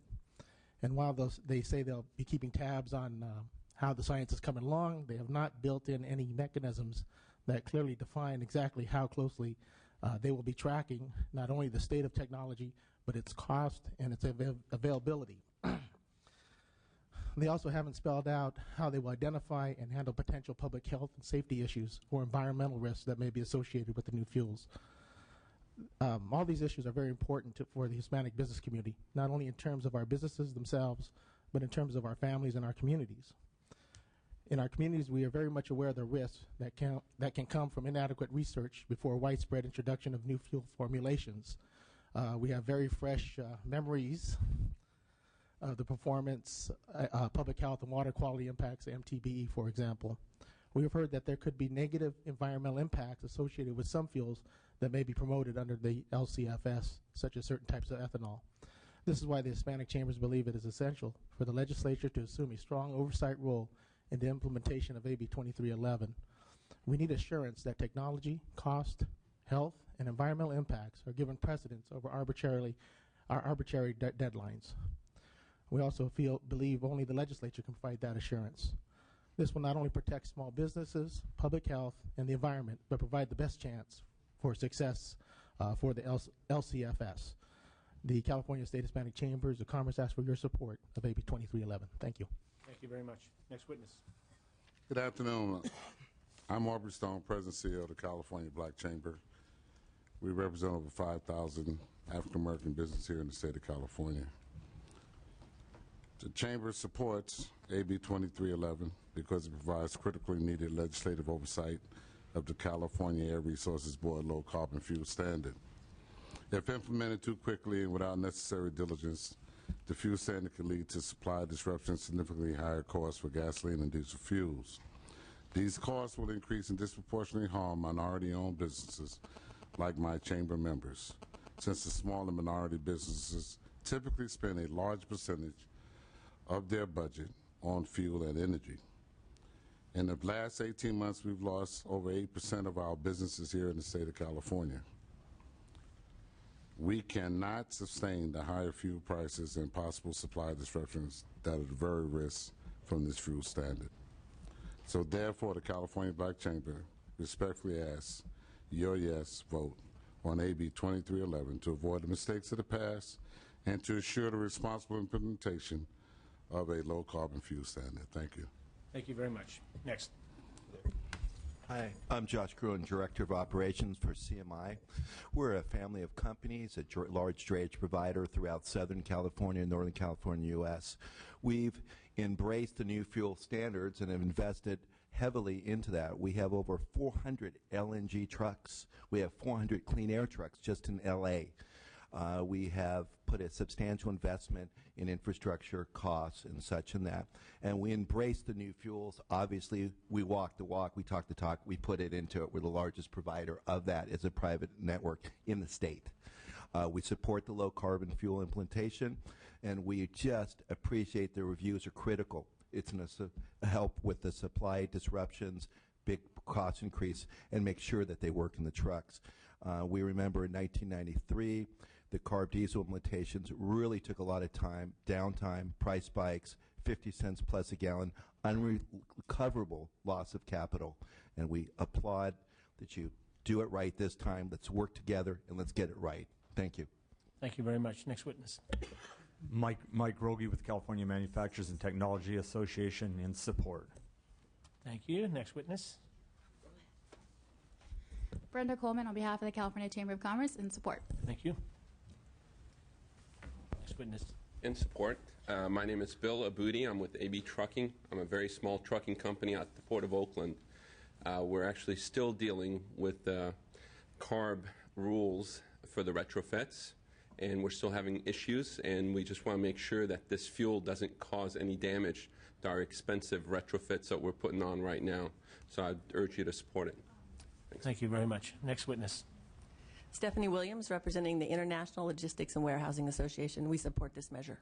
Thank you very much. Any other witnesses in favor of the bill? Any witnesses in the gray area or in opposition?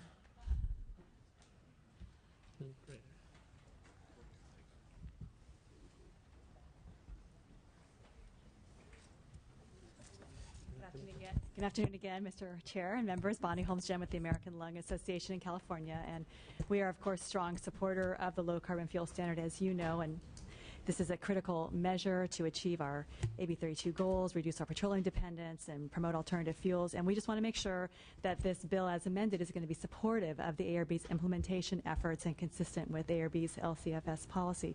So I just want to clarify again that this amendment would again be consistent, or actually be identical to, as I think these are the words you use, identical to the language currently in the LCFS regulation, with the only exception being that there would be one additional review in 2018. That's my understanding. And I wanted to make sure there's not going to be any language that would direct the ARB to make any specific changes to the regulation. That's a big concern from the previous bill. And the answer to your question is yes, that is what I described. Okay, thank you. In the amendment. So. Thank you, Tina Andolina, the Planning and Conservation League. I won't. I'll just agree with what Ms. Holmes-Jen has said, and we'll be anxious to see the amendments when they're in print. Thank you. Okay, thank you. Victoria Rome with NRDC. Ditto. We oppose the original version and would like to see the amended language before we determine a new position. Okay, thank you. Thank you very much. Justin Malone for the Union of Concerned Scientists, same position. We'd like to see the language, and hopefully we can take away our opposition. Okay, thank you. Next. Nidhi Bautista with the Coalition for Clean Air, and appreciate the chairs and the committee's work on this and the members' willingness to take the amendments, and look forward to seeing the language. Thank you. Next witness. Andy Katz from Breathe, California, also in agreement with the concerns, but looking forward to the amendments. Thank you. Mary Solecki with Environmental Entrepreneurs, and ditto what the above has said. And we look forward to seeing the new language. Okay, committee discussion or motion, questions? Don't all jump forward at once. Okay, it's been moved by Mr. Logue and seconded by Mr. Hill with the amendments. Appreciate the author being willing to take those amendments. And if there's no further discussion, we'll ask for the roll to be called, please. Chesbro. Aye. Chesbro, aye. Gilmore. Aye. Gilmore, aye. Brownlee. Aye. Brownlee, aye. De Leon. Hill. Aye. Hill, aye. Hoffman. Aye. Hoffman, aye. Knight. Aye. Knight, aye. Logue. Logue, aye. And Skinner. Motion carries. Thank you very much. Thank you, Mr. Chair, members. And Mr. Leno has joined us. He has SJR 17.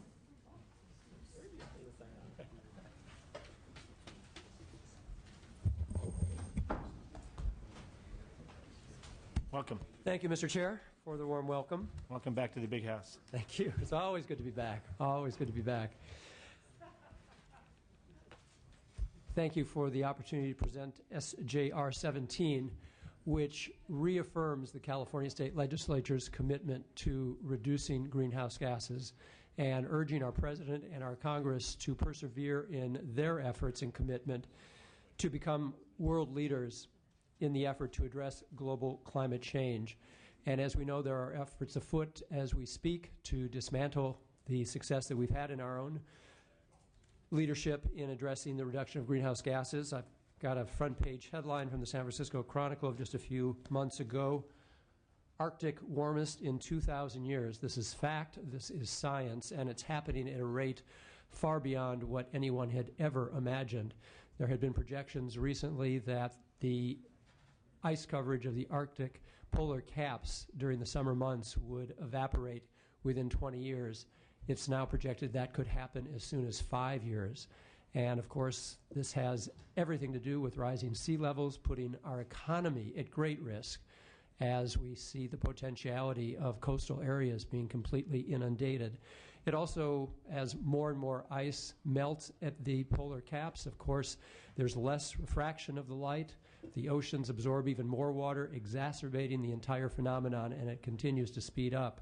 This also impacts a major component of our food chain because there's a delicate balance, pH acidic balance of our oceans, which can absorb only so much CO2, and at a certain point that is off base, at which point the coral reefs and the massive quantities of zooplankton that support all of the life in our oceans is disrupted, and that can, of course, impact our multi-billion-dollar fishing industry and all of the hundreds of millions of people on the planet who are dependent upon fish for their daily sustenance. So I know you're familiar with the subject matter. This is a very straightforward matter. As I say, urging the President and Congress to be steadfast in their commitment. And I want to introduce Mr. Whitshard from Oceana, the sponsor of our resolution. Okay, before I call on the gentleman, I want to announce Mr. Huffman has moved the bill. Mr. Hill has seconded it. Please proceed. Thank you. Thank you. Miss, my name is Whit Sheard. I am Pacific Council and Senior Advisor for Oceana, one of the largest international conservation organization focused on marine waters. And I've spent the past 10 years living in Alaska, working with the Arctic Council and the indigenous communities of Alaska, looking at issues related to climate change. This resolution and California's leadership on addressing climate change and greenhouse gases is something we appreciate, and we think this reaffirms that leadership position, and we appreciate you taking this matter up. Thank you. Thank you. Other witnesses in favor?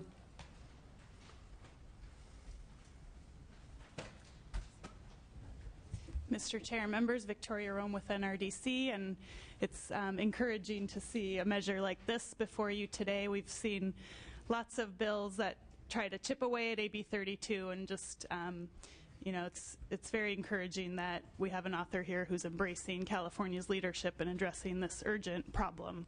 Thank you. And likewise, I'm very encouraged to be able to affirm my commitment and our commitment to this.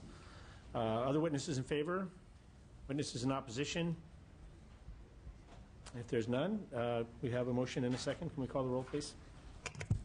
Chesbro. Aye. Chesbro, aye. Gilmore. Gilmore, no. Brownlee. Brownlee, aye. De Leon. Hill. Aye. Hill, aye. Huffman. Huffman, aye. Knight. Logue. Skinner.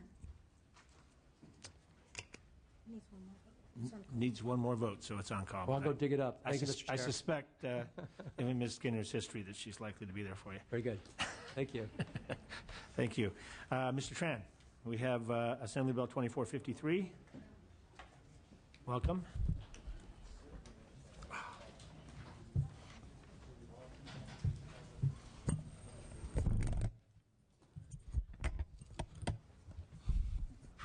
If I may start.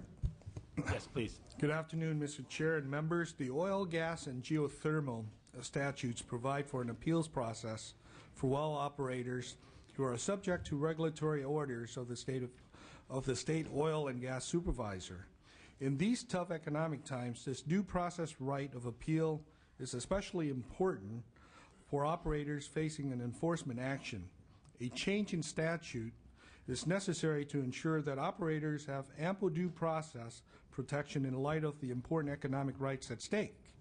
Recently, a California appeals court ruled in Thermo versus Luther that there are deficiencies in the appeals process. Courts are required to make a judgment without giving weight to the judgment and expertise of the specific department.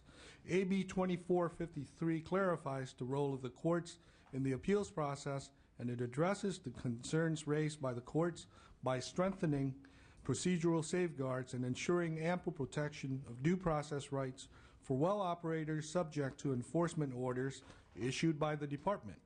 AB 2453 will benefit operators subject to a regulatory action by providing greater protection and additional due process safeguards not currently in statute. AB 2453 is a reasoned and appropriate course to protect due process and responses to the court's decision, and I respectfully ask for your aye vote, and I have two witnesses in favor of this bill. Thank you very much. Witnesses in favor. Mr. Chair and members of the committee, thank you very much for your consideration of this bill today, and thank Mr. Tran for his work on this bill. I'm Marnie Weber from the Department of Conservation. We're the sponsor of this bill. We think that this bill addresses the deficiency noted in the Termo case by the court, and it will provide safeguards for Californians as well as well operators during enforcement actions, and ensures protection of the department's regulatory authority and consistency within other state departments' due process procedures. We ask for your support of this measure. I have Mr. Justin Turner here with me, staff counsel, if you have any questions regarding the legal issues. Okay, thank you. Any comment or just No, I'm here for happy questions? to take any Okay. questions about the bill. Any witnesses in favor?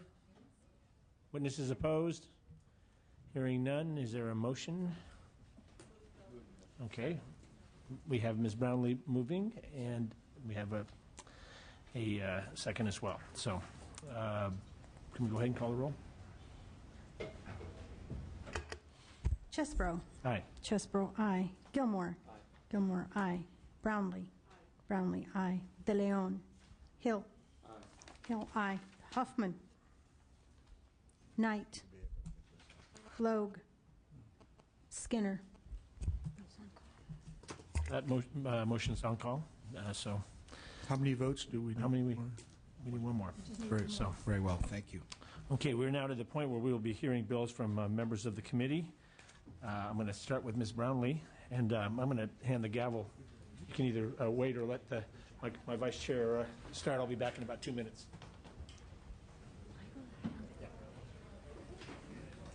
Check for that. I don't have it going to the I have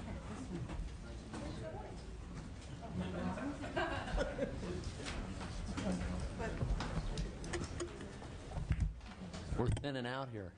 Pardon me? We're thinning out here. We're thinning out. It's just you and me.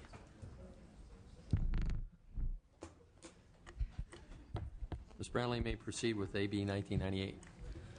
Well, thank you, Mr. Chair. First, I'd like to accept the committee amendments outlined in the analysis as the author amendments and thank committee staff for their help and assistance on that. Paper or plastic? It's a common phrase that we all hear when we're going through the checkout line in the supermarket. This one little question is having a grave impact on our environment and on our pocketbooks. Plastic grocery bags are designed for single use, and once discarded, these bags either enter our landfills or our marine ecosystem as marine debris. It is estimated that 60 to 80% of all marine debris and 90% of floating debris is plastic. California taxpayers spend approximately $25 million each year to collect and bury the 19 billion plastic bags used yearly. And to switch to paper bags is not the answer either, because these bags are also fraught with their own negative environmental impacts, including deforestation, air pollution, and excessive energy consumption. AB 1998 will effectively deter the use of single-use bags by prohibiting a store from providing all single-use carry-out bags to a customer after January 1, 2012. This measure is an effective policy approach that will move consumers to use more sustainable alternatives, a reusable bag. The state of California has a critical role to play in becoming a true leader in eliminating single-use bag waste and preventing the proliferation of marine debris.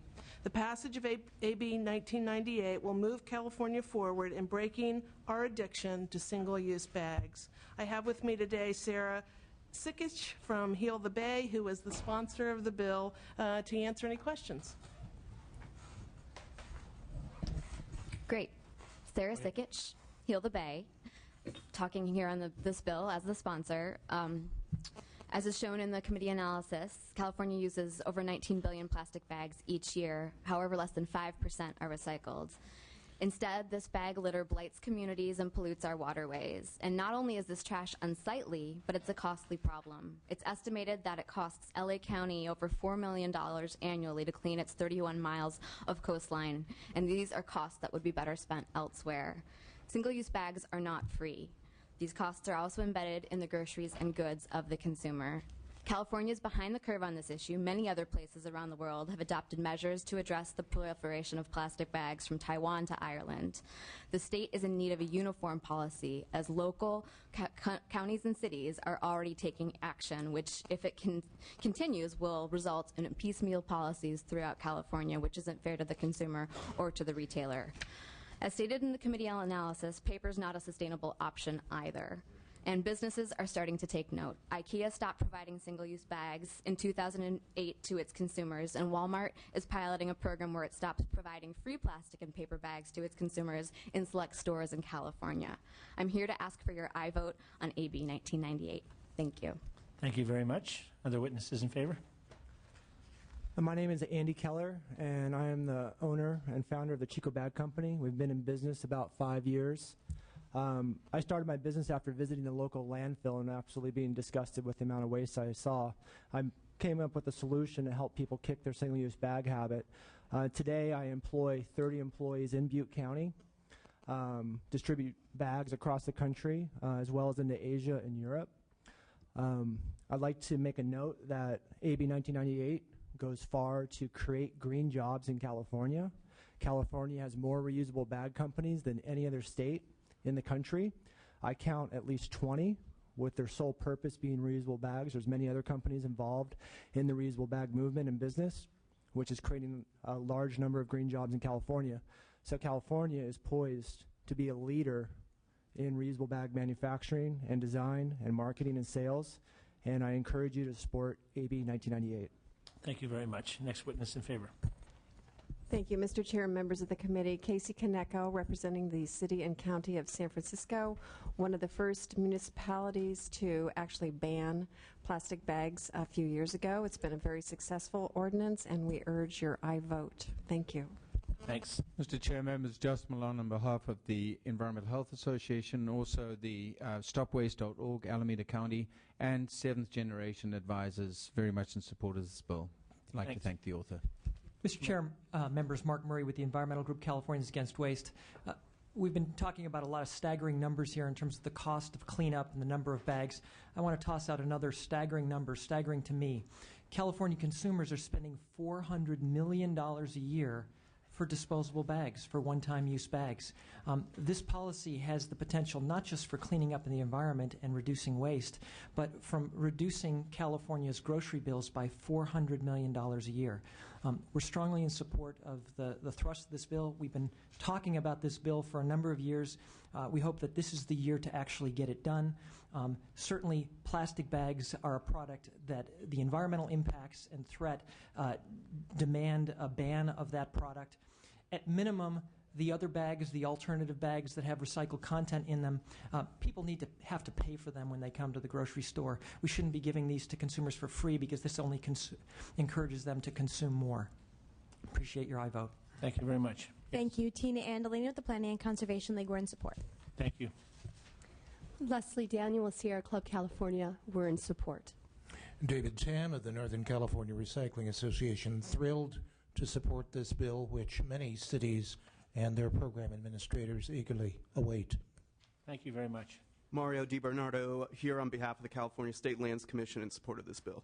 Hey, thanks. Now, do we have any people in the yes, if, or no, but, or the gray area want to come forward?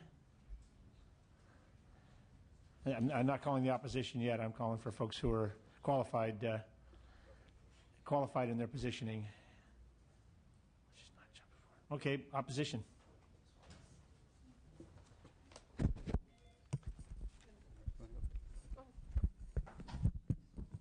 Mr. Chairman, members of the committee, Randy Pollock on behalf of the American Chemistry Council. We're in an opposed unless amended position.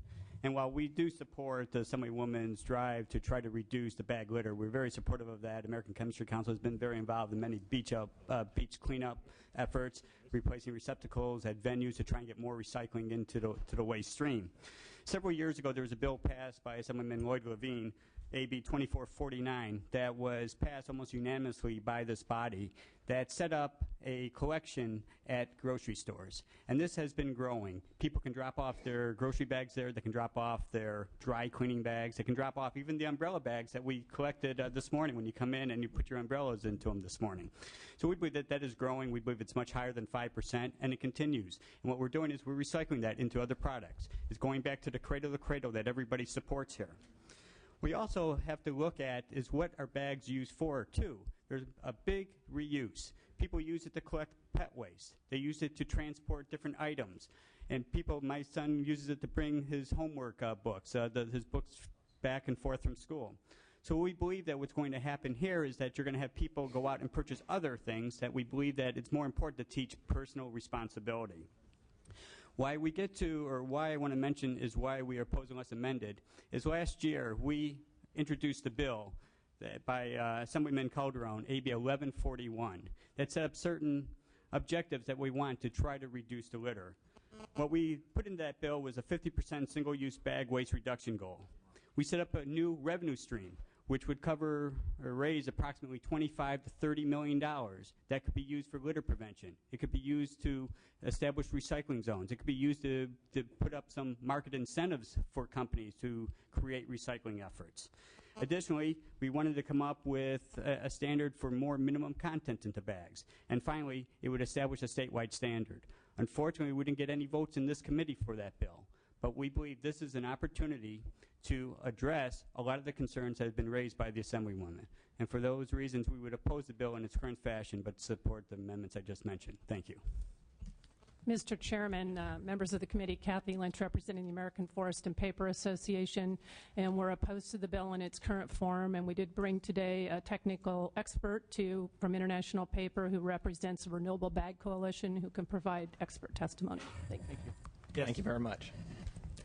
I'm Bill Gardner. I'm the general manager for International Paper's craft bag business. We buy paper and we convert it into paper bags in our Buena Park, California facility, as well as 2 other locations in the western U.S. Here representing the Renewable Bag Council, as well as the American Forest and Paper Association. I understand the committee is addressing concerns associated with plastic bags, and so my objective here is to demonstrate the significant differentiation that paper bags have versus plastic bags. So to let me start, some background. The paper bag has been around for some 250 years. Because of lower costs, plastic bags have replaced paper bags, the majority of paper bags, over the last 30 years.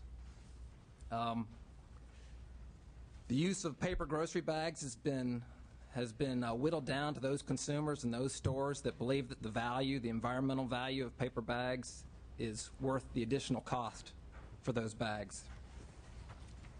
The paper bag industry has been brought into the discussion by the Plastics Association. Plastic bag coalitions have suggested that paper bags are actually worse for the environment than our plastic bags. And I would say that plastic bags are by no means equivalent to paper bags. There are 4 common perceptions that people hold when they come to their belief that paper bags are environmentally superior. Number 1, for paper bag litter, it naturally degrades. Number 2, any paper bag litter is safe for wildlife. Number 3, paper bags are renewable as opposed to made from a finite resource. And number 4, they're highly recycled. Paper bags are in the range of 40 to 60% for grocery bags for recycled. The EPA data for all paper products in the U.S. is at 55% and growing. It's at an impressive level, and if you look at the trend on the recovery rate chart, you'll see that the trajectory is significantly differentiated from plastic bags. So I'd also like to address, besides the common perceptions, the scientific data. This is data that generally comes from a life cycle analysis. There is a life cycle analysis that the paper bag industry has been kind of challenged with that was done by the Plastic Bag Coalition. There's 3 major assumptions in that life cycle analysis that are critical to the results. In fact, if you reverse those assumptions, all the conclusions change. The first assumption in that life cycle analysis is that all plastic bags are either recycled, burned with municipal waste, or landfilled. And the fact is that plastic bags are ending up as litter.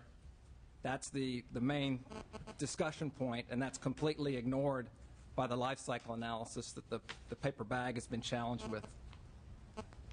The second assumption, although it takes 3 plastic bags to replace 1 paper bag when you're carrying your groceries home, the life cycle analysis assumes it takes either 1 to 1 or 1.5 to 1. And as you can imagine, that cuts in half or in 2/3 the environmental impact of plastic bags. Just, if you can picture someone carrying their groceries out of a store, you can picture the comparison of the number of plastic bags it takes to replace a paper bag, so you don't have to take my word for it. Finally, in the life cycle analysis that the paper industry has been challenged with, it's assumed that the recovery of paper grocery bags is 21%. There's two issues with that number. There's one understandable error. The EPA data for that category that was chosen, it actually includes cement bags. So products like cement bags are not recovered very often because of the contamination. The overall paper recovery rate is 55%, and paper packaging is up in the 70s. So you can see there's a 2-3-fold issue with the recovery rate that's used in that life cycle analysis. When you reverse those assumptions, it reverses basically all the conclusions. You can use that same LCA data, reverse the assumptions, and you'll see that paper bags actually consume 33% less fossil fuel. Water pollution, the most significant issue in water pollution is plastic bags. So, obviously paper is preferable in terms of water pollution. And then up until the point of disposal, paper bags actually generate 59% less greenhouse gas than do plastic bags. All of the greenhouse gas associated, the majority of greenhouse gas associated with paper bags are at end of life. So you're comparing a product that doesn't decompose to one that would decompose and generate CO2. However, the greenhouse gas for a paper bag life cycle primarily are generated by the methane. If a paper bag enters a landfill and it decomposes without oxygen present, it'll produce methane. That's what generates a high greenhouse gas number for paper bags. It's paper bags in landfills decomposing without oxygen. So when you look at the recovery rate for paper bags, and you look at the trend of that recovery rate, you see that even over the entire life cycle, a paper bag, which is a biodegradable product, can have a better greenhouse gas footprint than a plastic bag. So in conclusion, my point is that paper is differentiated from plastic bags. It's supported by common perceptions. It's supported by the scientific data. While paper bags are more expensive, they're renewable, compostable, recyclable. In addition, they're reusable. A stack of paper bags fits neatly in the back of your car. There's a lot of people that reuse paper bags over and over again. And with its favorable end of life, meaning recovery, recycling, and keeping paper bags out of landfills and the trends on those, with the favorable end of life, I think that it's going to become the choice for a reusable bag. Those are my prepared comments. Thank you very much. Other witnesses? Mr. Oh, I'm sorry. Mr. Gilmore has a question. Thank you, Mr. Chair. You mentioned that you represent a plant, if you will, in Buena Park. Is that correct? That's correct. How many employees do you have there? We have about 70 now. Okay. If this bill were to pass, well, what are you going to do with those employees? Those employees would not be working. Thank you.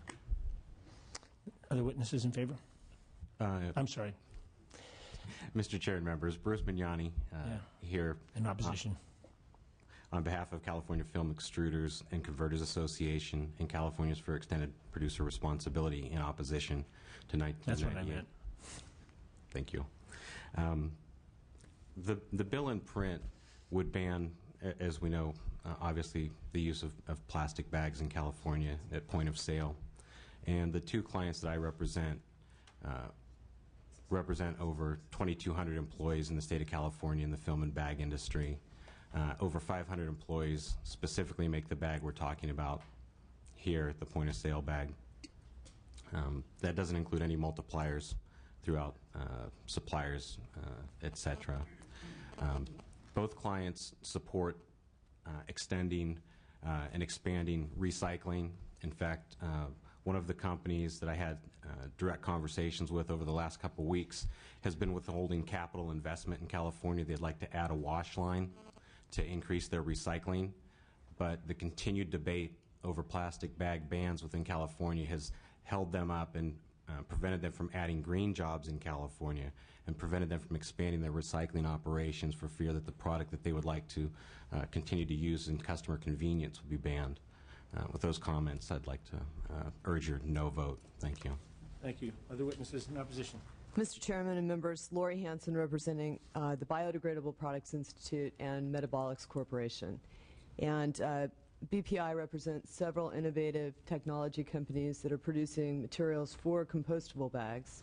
And Metabolics specifically has a marine degradable bag, that material for a bag. And we believe that the bill would also ban compostable and marine degradable bags. These bags are not yet in existence, and we're already stopping a new technology from taking place that would allow places like San Francisco to put food scraps in a bag and put it in their food scrap composting program. And for those reasons, we're opposed. Thank you. Thank you. Mike Rogie with California Manufacturers and Technology Association in opposition. Thank you.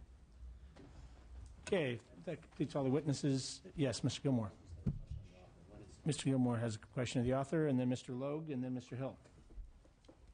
Thank you, Mr. Chair. So we're going to ban paper bags. We're going to ban plastic bags.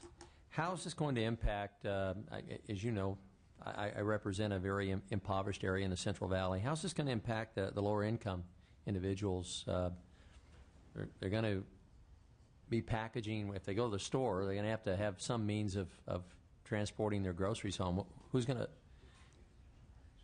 how are we going to, how are they going to purchase these items to help carry their groceries? Well, I think the way the bill is written, there's a implementation date of 2012 in the bill. So the idea would be a campaign, educational campaign, and that this bill wouldn't be implemented until then, so that everyone would really become aware, much like hands-free cell phones. We passed a law, and there was an educational program with that, and people knew when the implementation date was going to take effect. So I think just by the virtue of the timing, we'll be able to educate folks so that they know to bring their reusable bags with them to cart their groceries back and forth. Now, I think you raise a very good point, and it is certainly an issue that we are continuing to work on in this bill as we move forward to make sure that we have an option for the consumer that does come to the grocery store and for whatever reason does not have their own reusable bags there. I think so we're going to continue to discuss that issue and try to solve that issue. And I guess the question becomes whether we solve it over in perpetuity of the bill, or would we solve it over a transitional phase, a couple of years after implementation date, that we have a very low-cost option for those who do come to the grocery store and don't have their reusable bags.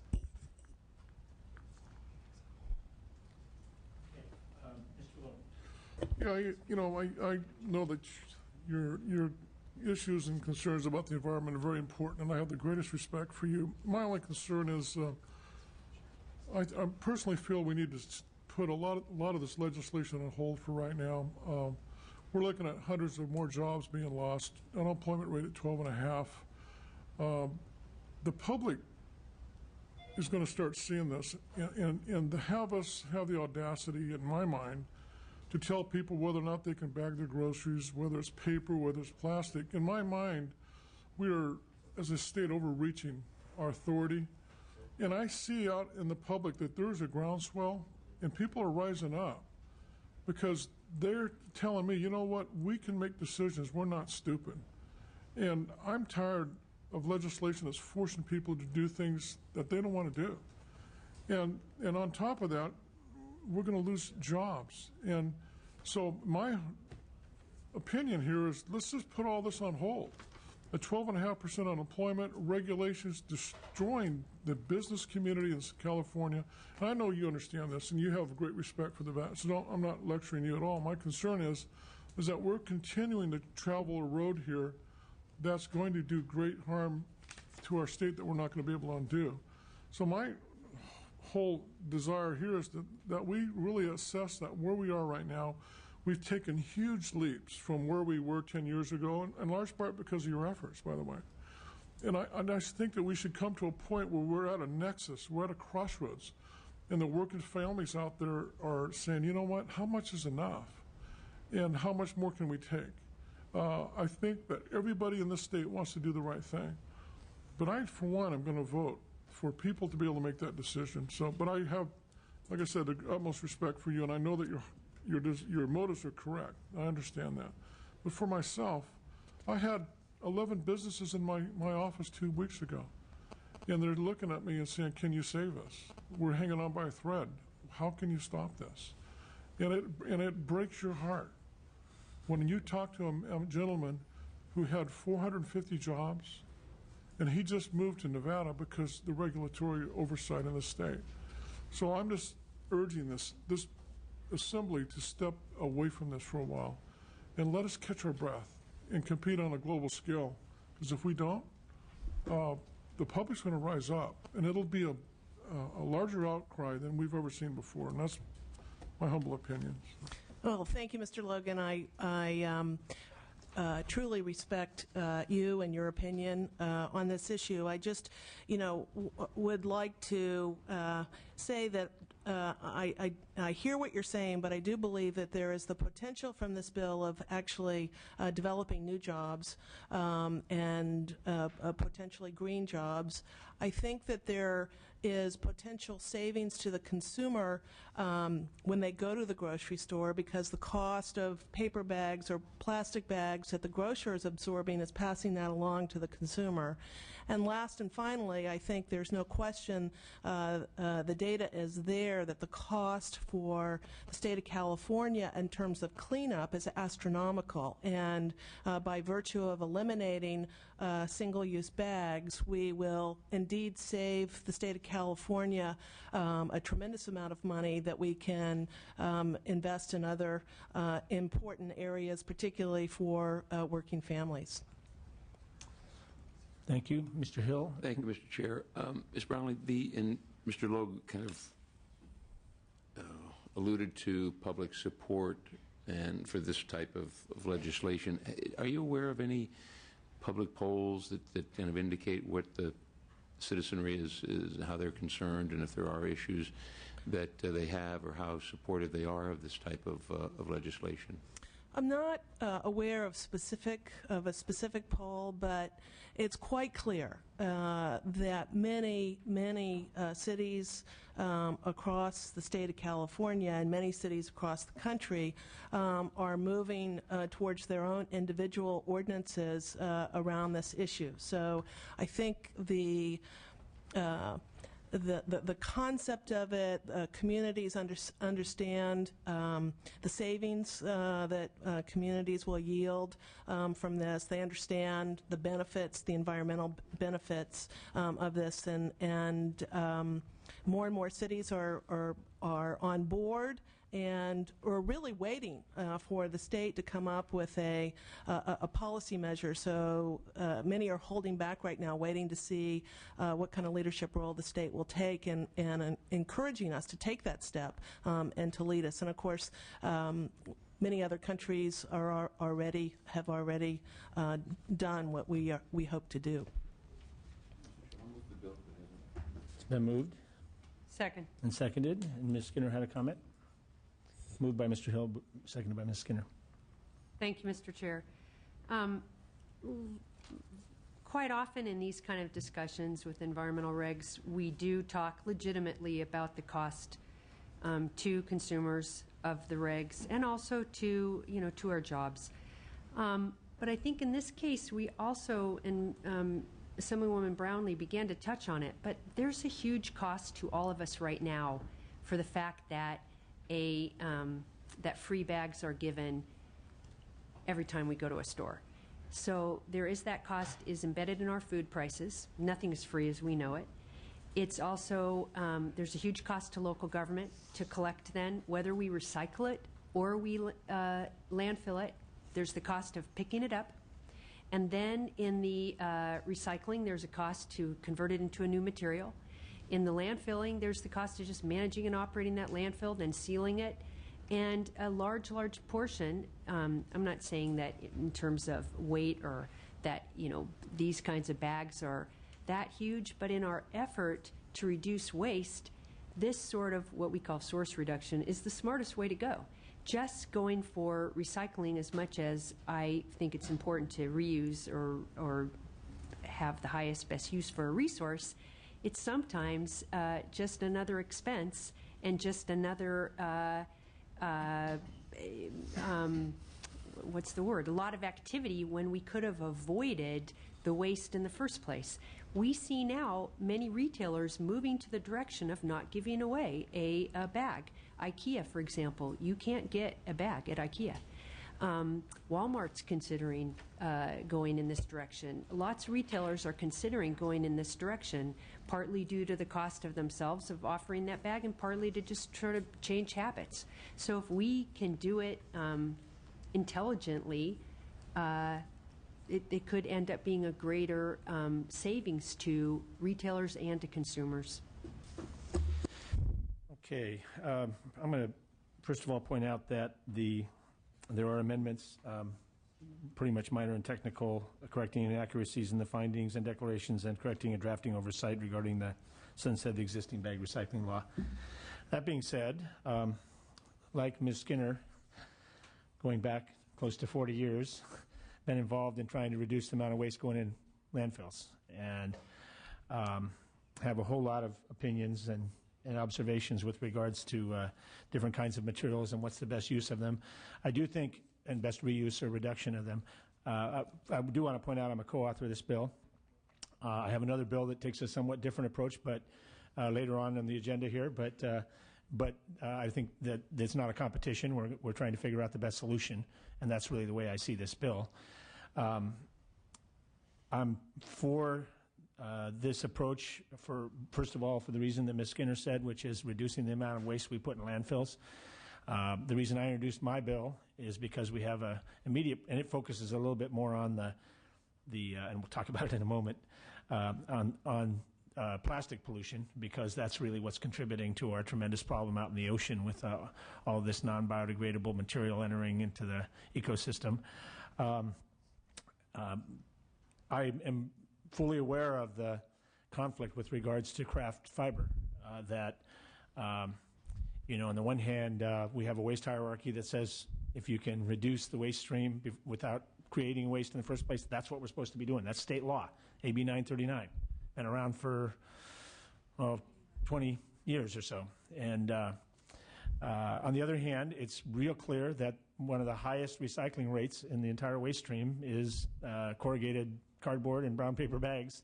It's one of the most easily and economically recycled materials there is, and I'm really glad to see the life cycle analysis that accounts for that, because so much of what I've seen in the past, coming from one side of the discussion, doesn't recognize, it talks about it as though it's all going in the landfill, and I think when you count in the recyclability and the actual recycling rate, it is significant. So this is a complicated question between these two different types of packaging. I don't think we're resolving it here. I think it's a process that's going to go on. There's all kinds of market issues and cost issues and unintended consequences.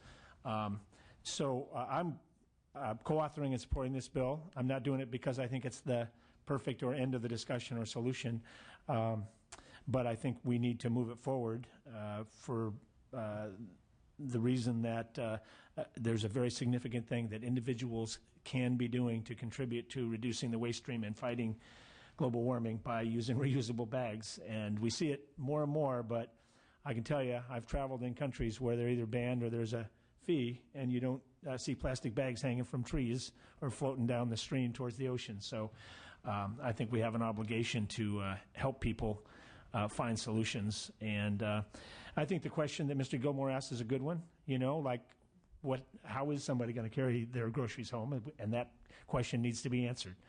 But I think that we really do need to move this bill forward as one of the vehicles for ultimately getting to the end of this discussion this year and getting something meaningful in place. So I'm certainly going to be supporting the motion.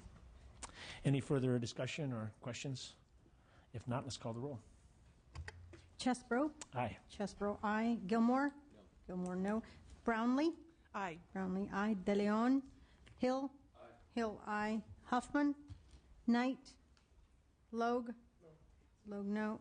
Skinner? Aye. Skinner, aye. You need one more vote? Thank you. And we have one more bill, which is, I believe, AB 2598. Correct. Thank you, Mr. Chair and members. First, again, I'd like to accept the committee amendments outlined in the analysis as author amendments and thank your staff for their help and support on this bill. The effects of climate changes to the atmosphere, including sea level rise, will have global consequences for the world and the United States. Sea level rise is an issue that has far-reaching consequences for California, including the lands under the jurisdiction of the California State Lands Commission. AB 2598, which is the result of a recommendation in the 2009 report on sea level rise preparedness by the California State Lands Commission, would require each trustee of granted public trust lands to prepare a sea level action plan by July 1, 2011. The bill would require the plan to include an assessment of the impact of sea level rise on granted public trusted lands, an estimate of the financial cost of this impact, and strategies to prevent or mitigate damage to development and infrastructure. Sea level rise can have devastating consequences and threatens coastal communities and infrastructure. California's coast is crucial to the state and national economy, producing more than half a million jobs in California and 2 million jobs nationally. It is vital that we ensure that these jurisdictions have a plan in place to deal with the inevitable consequences of sea level rise. I have with me today Dave O'Toole with the State Comptroller's Office, who is the sponsor of the bill, to answer questions. Thanks. Do you want to say anything? You just want to see if there's any questions? Mr. O'Toole, it's good to see you again. I know it's late. I'd be happy just to go right to the questions, but we are the sponsor of the bill, and proudly so. Thank you. Witnesses? Mario DiBernardo from the State Lands Commission. The State Comptroller is our chair, and last week the Commission voted to support this bill. Great. Thank you. Mr. Chair, members, Justin Malone with Union of Concerned Scientists. On behalf of the scientists, they like to plan things. They like to make sure that they have things prepared in advance so that we don't end up having some of these unintended consequences, and suggest that there's amendments be adopted because I think they strengthen the bill. Okay, thank you. Next witness. Bill McGavin, Sierra Club, California, also in support. Next witness. Sarah Sikich, Heal the Bay, also in support, and support the amendments as well. Okay, thank you. Other witnesses in support? Gray area? Opposition? Hearing none, is there a motion? Question. Yeah, I'm sorry, question. I wondered if either the author or our chair had considered at all the date. My concern, I think sea level action plans at this point are very wise. If we look at all of our key, take our airports, for example. All the major airports in the state of California are at sea level. LAX, Oakland, SFO, many of their major, San Diego. So I'm in support of this in concept, but we are right now, sadly, due to the deficit, cutting local governments, and we are giving them then a mandate to do this, and we're giving them, if this bill is signed by the governor and would go into effect on January 1, 2011, we'd only be giving these local governments 6 months to do this. So I wondered if there had been any discussion of date. No, I don't think. There has. The date was picked with our understanding of the timing of the adaptation plan. And so this information would be prepared in time to inform that. I think we view it as an important bill, but it's and modest as well in terms of what we're requiring of the locals to prepare their strategies and plans to be able to inform the state level deliberations over what the statewide adaptation plan should look The like. committee has not heard from local governments or the ports about that concern, although I certainly We is. do have one letter. Oh, we do? Yes, we do. Okay. From the Delta counties. Oh, that's right. We did have an opposition from them. So, any other comments or questions? Okay, Mr. Gilmore? Oh, Mr. Logue, I'm sorry. I did want to say, though, I think the bill does provide authorization to levy some kind of fee, so to mitigate costs that local governments or others might have to incur relative to the mandate issue that you raised. Mr. Logue. Yeah, I was just curious as to what measuring stick are we going to use to have the cities on the bay or whatever judge what kind of map they're going to develop? I mean, in the last 200 years, sea levels have declined and increased. The Antarctic, since 1980, has expanded 43%. The Arctic is now in expansion. So what happens if we're wrong? And who's going to fund this? If it's unfunded mandate on cities such as, especially in the Delta and up and down the coast, where's the criteria? Where's the cutoff point? How do we map this? I guess that's what I'm wondering about. The standard that they'll be using, they do have the authority to justify a standard. The origin of the bill was this State Lands Commission report that came out in 2009 that cited a 16-inch rise by 2050 and a 55-inch rise by 2100. I can't speak to the science behind that exactly, but that is a standard. If they choose to use a different standard, other reports have come out. The Pacific Institute also did a study on the amount of the rise and came up with a very similar or close number. So, and then regards to the cost of the bill, in the state mandate issue, the locals, the bill provides the authority for the trustees to assess fees on the entities within the trusted lands to pay for it, and we think that gets around the mandate issue. Incidentally, if a local entity didn't want to commit a whole lot to this effort, they could cite what's in these reports as their standards, and they could use the federal engineers' standards as well. There are information out there and standards that they could cite that would satisfy the standards part of it. And they have to hold a public meeting as well. I think it could be done without a whole lot of cost if there's a locality determined not to. Where's the high cost. I guess trying to understand what defines the community as having to do this. I mean, I know Sacramento isn't, but it could possibly well be Stockton. So what level? Where's the cutoff point? Because in my mind, if this is implemented, this could cost a fortune for coastal cities to implement this up and down the state. Do you mind if I take a shot at that? This bill covers granted trust lands, which are public trust lands. So they've either been filled or unfilled, tide and submerged lands, or the beds of navigable waterways.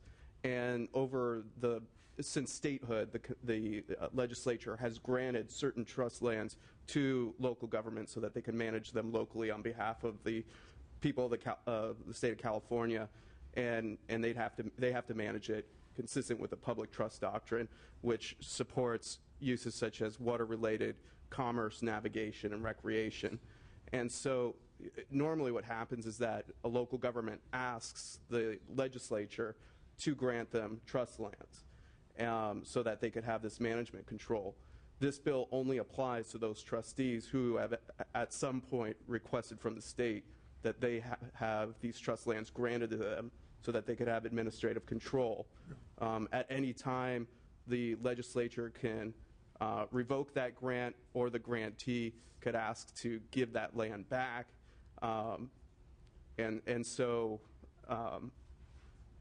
So to answer your question, basically any trustee of the state, there are about 85 of them As Mr. O'Toole stated, there are provisions in the bill that would provide I'm not sure if you actually said this, but there are provisions in the bill that there are certain trustees that have very small portions of trust lands granted to them. There's some parcels granted to the UC system, some to Peralta Junior College in Oakland. They would be able to either get out of this planning requirement or have a modification. But for the most part, we're talking about the waterfront of cities, Right. And a lot of these we're talking about ports, and they already have plans to implement something similar. And along those lines, let's just pretend for a second that the water level declines. Is there a trigger in this bill that will suspend the bill if the water reverses? Well, I mean, the bill is in line with the governor's, or with the climate adaptation strategy and references that. And so whatever happens here would be along the lines of what's been adopted already by the administration. So, but on this particular bill, it seems to me I'd be a lot more comfortable, since in '75 we thought we were headed towards an ice age. Okay, so I'm just kind of curious, as if there's, I guess what I'm saying is I'm not saying that the levels rising is not a problem, but if it's not a problem and if it's actually decreasing, this bill would not be necessary, or the legislation. But I think this bill really is about preparing for 50 to 100 years down the road and looking at that. And I think it's always better for the state to be prepared. If indeed sea level issues reverse itself, then we're prepared and we don't have to execute. But I think the whole notion of actually being prepared, when I think a lot of the science is pretty clear that it is happening, and the governor signed an executive order saying we need to move forward with this kind of preparation. I think it's prudent for the state to prepare. And sea level rise reverses itself, then that's great. There's a provision in this bill that should actually satisfy, two provisions that ought to satisfy much of Mr. Logue's concerns. And it's described on point 4 at the top of page 2 of the analysis. It would authorize the commission to exempt a trustee from the requirements of this bill if the commission finds that none of the trustees' public trust lands is subject to sea level rise by 2100, or if the financial burden to prepare the plan substantially outweighs the benefit the plan would have in preventing the potential economic and environmental harm associated with sea level rise. So there's two significant outs that ought to... You said 2100. Yes. Yes. So both of those, I think, substantially answer your concerns. And I would just add that the focus of the bill is, or there is a focus on infrastructure at the ports, and they're installing cranes that, I mean, to our knowledge, could be affected by sea level rise. And, I mean, just sitting at this committee hearing today, it sounds like there's a dispute among Republicans and Democrats or other folks on what's causing sea level rise, but it seems like there's data to show that sea level rise is occurring despite what the cause is. And so I think at least the commission finds that, or believes that it's prudent to prepare and make sure that these ports who have these trust assets are not installing equipment that will be useless and therefore cause economic harm to the state and to the local areas. I mean, it is the ports and the ports and the airports that are, the center of our commerce and goods movement in the state of California, and these are the areas that could have significant impact with sea level rise, and this is why, preparation for that is so essential, not to mention just the protection of our coastline and the economic engine just by tourism and everything else relative to our coastline. And of course, this is public trust land, of which California has a responsibility. Okay. All discussion having reached a conclusion here, is there a motion? I will say to Assemblymember Skinner that relative to the date issue that you raised, we're going to continue, to work with the Delta Coalition and others as we move forward on this. I think your point is well taken. We want to make sure that we're moving ahead in a way that's timely enough to help inform us on a policy perspective, but also in a way in which we can provide local communities to do the appropriate job and assessment that needs to be done. So we're trying to find that balance in there. If there's no one else making a motion, I'll make the motion as chair to do pass this bill. There is a second, and that is with the, let's see, where are we? With the amendments that the committee has suggested. So please call the roll. Chesbro. Aye. Chesbro, aye. Gilmore. No. Gilmore, no. Brownlee. Aye. Brownlee, aye. De Leon. Hill. Hoffman. Knight. Logue. Logue, no. Skinner. Skinner, aye. Shoot, I thought I got you, Mr. Logue. You might have voted for it. Okay. Thank you. You need a couple more votes. So I'm going to hand the gavel over to my vice chair and present my bills.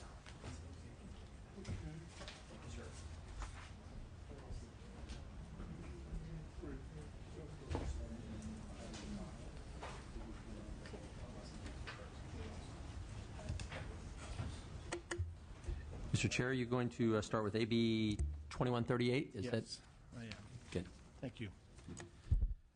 First of all, I will accept as author's amendments the committee recommendations that the language be modified to clarify the intent that the bags covered by the policy are only those bags which are used to hold prepared, ready-to-eat food, and it's not aimed at the general grocery bags that were the subject of the previous bill. AB 2138 is a measure aimed at achieving two increasingly critical environmental objectives. One, substantially reducing the waste disposal from fast food sector, and secondly, reducing a significant source of permanent litter and ocean pollution. California generates over 1 million tons of one-time use takeout food packaging. The cost to local agencies and taxpayers for managing this waste stream is estimated at more than $200 million a year. Despite local government's investment in a recycling collection infrastructure that now serves the majority of California households, virtually all takeout food packaging winds up in the landfill, or worse, is littered or in the ocean. A 2005 analysis of the fast food sector by California Waste Management Board revealed that while upwards of 3/4 of the sector's waste stream is easily divertible through recycling and composting, nearly 2/3 is currently landfilled. And that contrasts with the overall waste stream, which is diverted and reduced by a rate of 58%. There's no argument that takeout food packaging represents a disproportionate share of litter. Studies by state and local agencies reveal that takeout food packaging share of litter ranges from 20 to 27% or more. Plastic litter is permanent litter and a major source of ocean pollution that threatens water quality and wildlife. That's why the California Ocean Protection Council adopted an ambitious set of recommendations aimed at reducing and recycling sources of ocean pollution.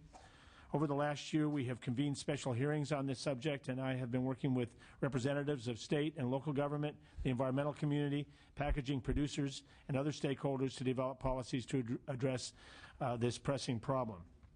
We have focused on a market-based, standards-based solution that addresses both the solid waste and ocean pollution problem posed by the fast food sector and one-time use of takeout food packaging.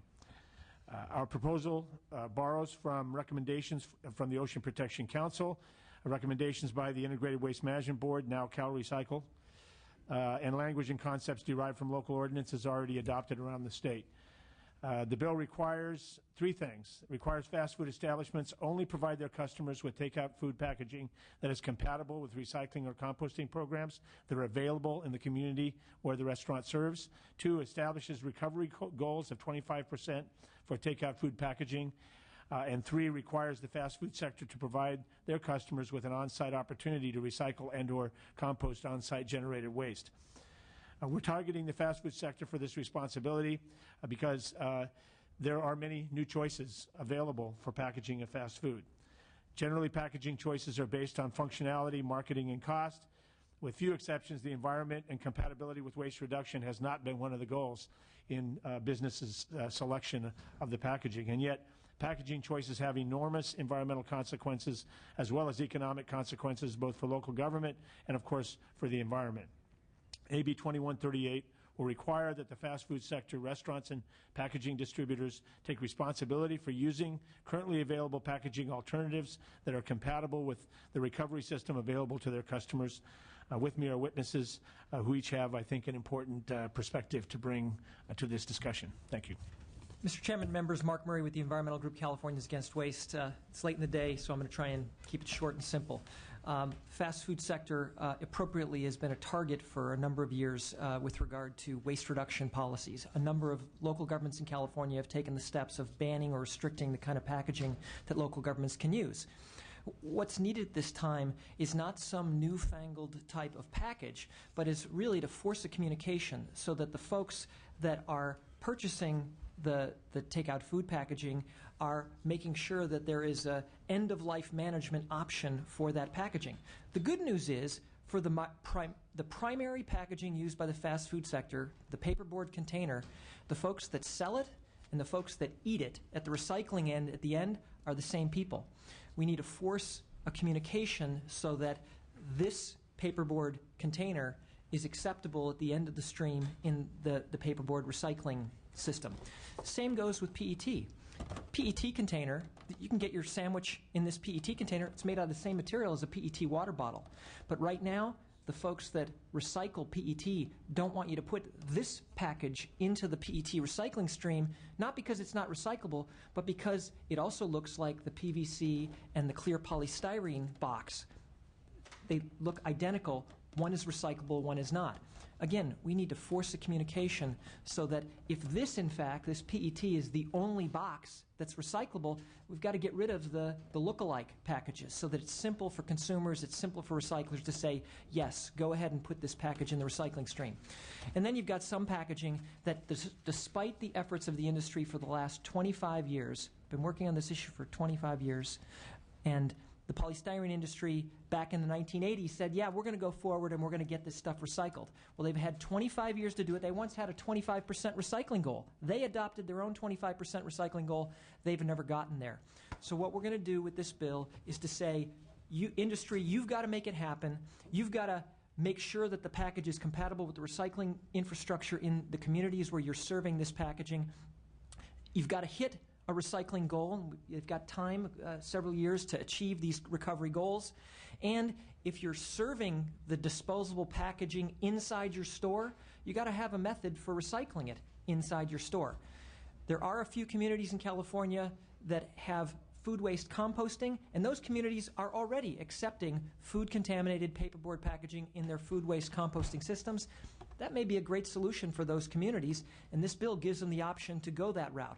But for most communities in California, for frankly most of Southern California, the food waste composting and the composting of paperboard isn't going to be an option. Recycling is the option. Urge your aye vote on the measure. Thanks. Thank you. Casey Kaneko of Suter and Associates on behalf of the City and County of San Francisco. And I'm here today in support of this bill because of the success that San Francisco has had in dealing with this issue.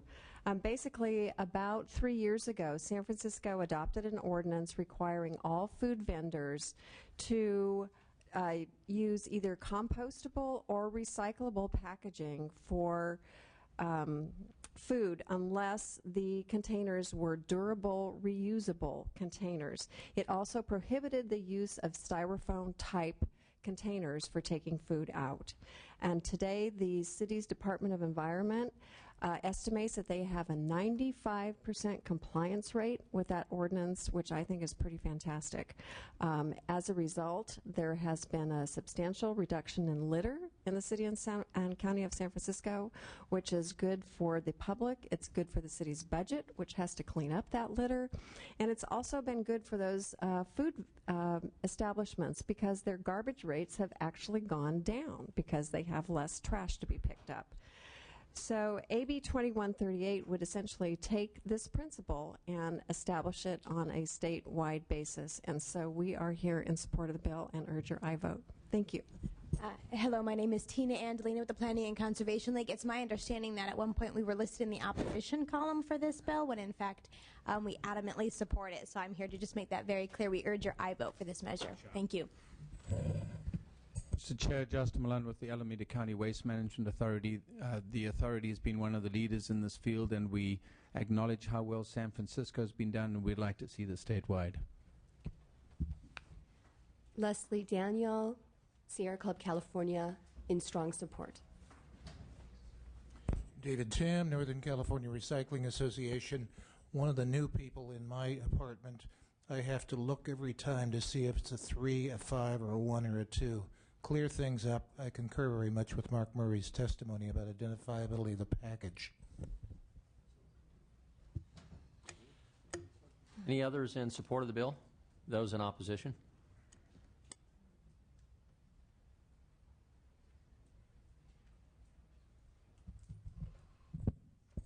Thank you, Mr. Chair and members. I'm Matt Sutton. I'm with the California Restaurant Association.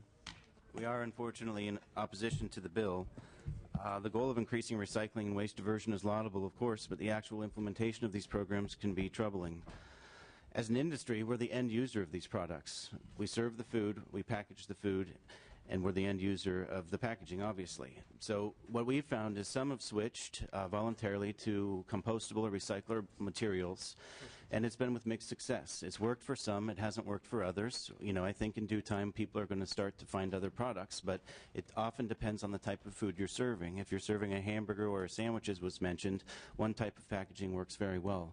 If it's a heavy sauce-based dish, Thai food or something of that nature, we've heard feedback that there haven't been great results. So in our own industry, in our own membership, we have people that are going back and voluntarily trying different packaging.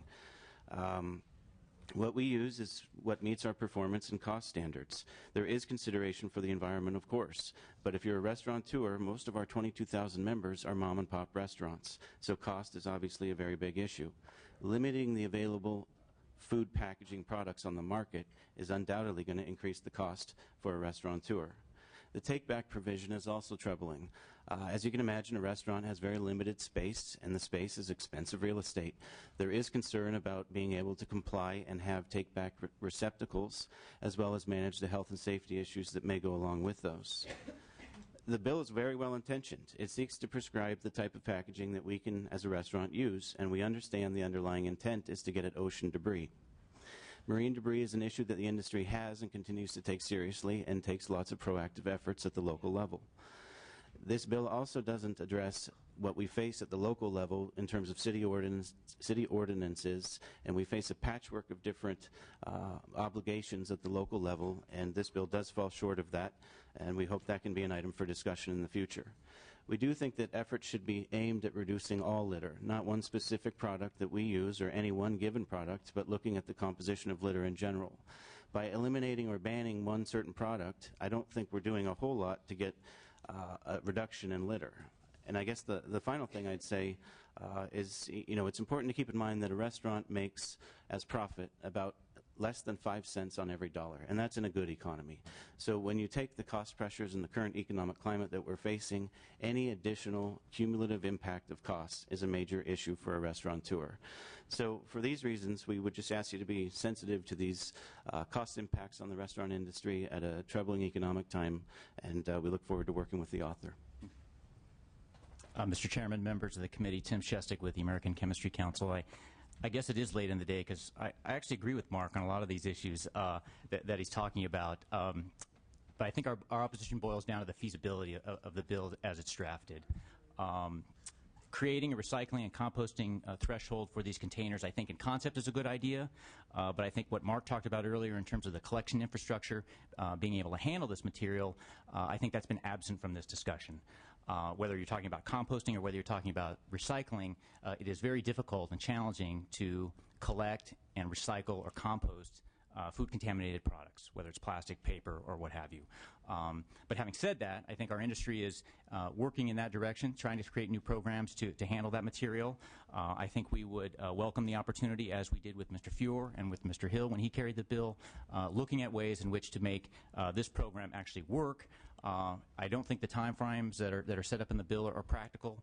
And I also don't think that we've had a robust discussion about how this material, in terms of the infrastructure, how that would be developed and how it would be managed. I would echo Mr. Sutton's comments about the patchwork of regulations around the state from city to city. If we're going to have a discussion about this issue going forward, I think we need to look at the feasibility, the timeframes that are put out. I also think we need to look at the need for a uniform statewide standard. So at this time, the American Chemistry Council is opposed to the bill, but would look forward to continuing discussions with the author. Thank you. Thank you. Robert Callahan here with the California Chamber of Commerce in opposition. Unfortunately, I'd like to echo the comments made by the previous two testifiers.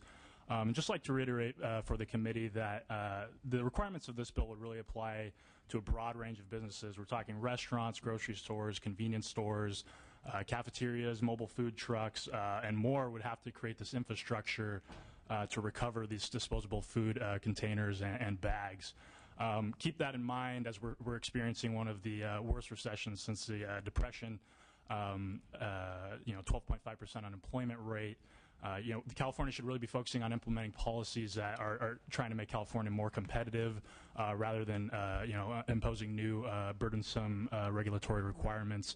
And finally, we think a problematic issue with the bill is that starting in 2013, these businesses would be required to achieve a 25% recovery rate as certified by the department, DR3, Department of Recovery, Recycling, and Resources. That's reliant upon a change in consumer behavior that these businesses, even if they comply with the bill, cannot guarantee. So we think that's a problem that remains in the bill and urge your no vote. Thanks. Any others in opposition? Lori Hansen, representing the Pactiv Corporation, 1,300 employees in California. This company makes all sorts of products that Mark has displayed on the table, and we believe that most all of them would be gone from the state of California and the employees. In addition to Pactiv, the Metabolics Corporation, Heritage Bag Company in Rancho Cucamonga, and the Biodegradable Products Institute. Under the strict reading of the bill, those new compostable products that are coming onto the market without the compostable composting infrastructure, they would not be allowed either. And frankly, we think that strictly reading the bill, people would be bringing permaware to restaurants. And in fact, that is happening very occasionally, and I've heard from several health organizations that they do not want that to happen either. So for those reasons, we're opposed to the bill.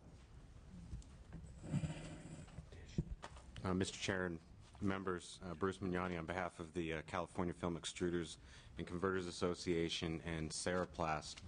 Cereplast is a bioresin manufacturer, and for the reasons stated, we believe a strict interpretation or reading of the law would be a de facto ban on some of these with the aggressive time frames and requirements within the bill. Thank you. Mike Rogie with California Manufacturers and Technology Association in opposition. Crystal Jack with the California Grocers Association, also in opposition. Margaret Gladstein on behalf of the California Retailers Association, also in opposition.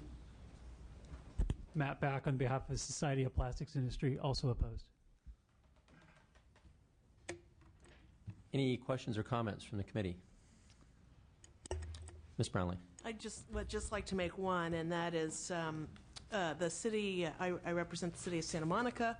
I live there, and the city of Santa Monica has had an ordinance like this for several years now. And I would just want to reiterate from the woman who spoke for the city of San Francisco and all of the benefits that she expressed, and add one more, and that is that the restaurants and vendors in Santa Monica now over time have specifically said that their businesses, the demand on their businesses has actually increased because the consumer feels so good about utilizing products that are compostable or recycled. And so I just want to thank you, Mr. Chair, for bringing this bill and working hard on this bill. I know you've already put a lot of time and effort into it, and probably will be spending a great deal of time as this bill moves forward. But I want to thank you for your leadership in this area. I've learned a lot from you and I know I will continue to learn, and just want to thank you for your leadership. Thanks. Thank you. Mr. Logue. Anyhow, Mr. Chesbro, I know that a lot of your legislation I agree with, and like I said before, I kind of feel like a broken record today, so don't take this personal. Oh, I But 12.5%, it's like, I just don't know how much is enough.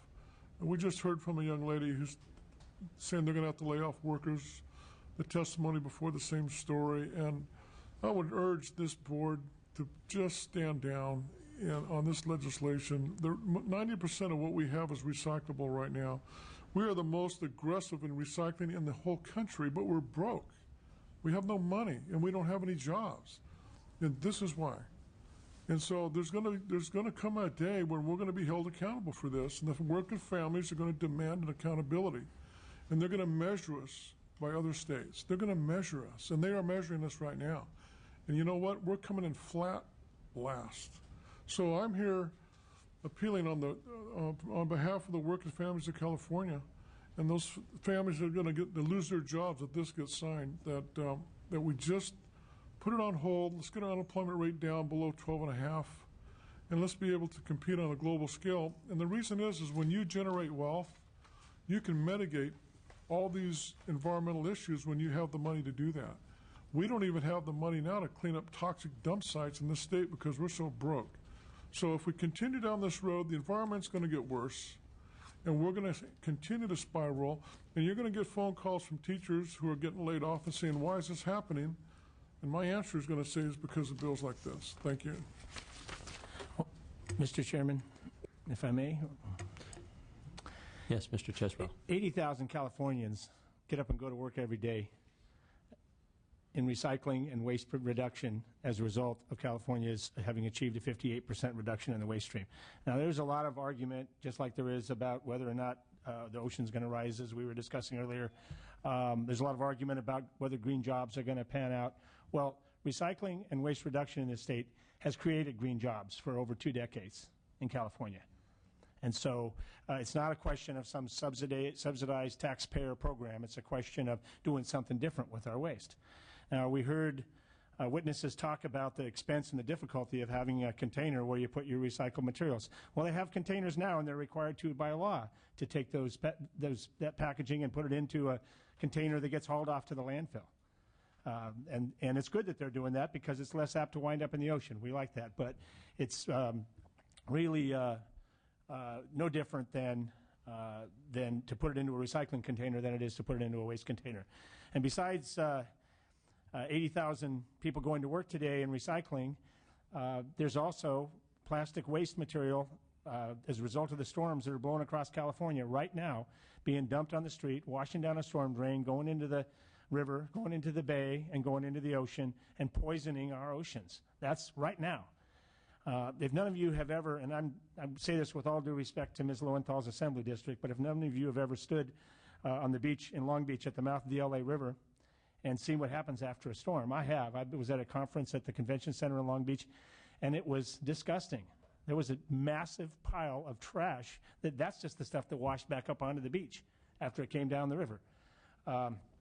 And quite frankly, what's going to cost us a whole lot of money in terms of jobs and taxes is if we don't find a way to prevent this stuff from happening and instead have to go clean it up with some sort of extensive program of trying to keep the material out of the streams and out of the ocean. So this is performance-based.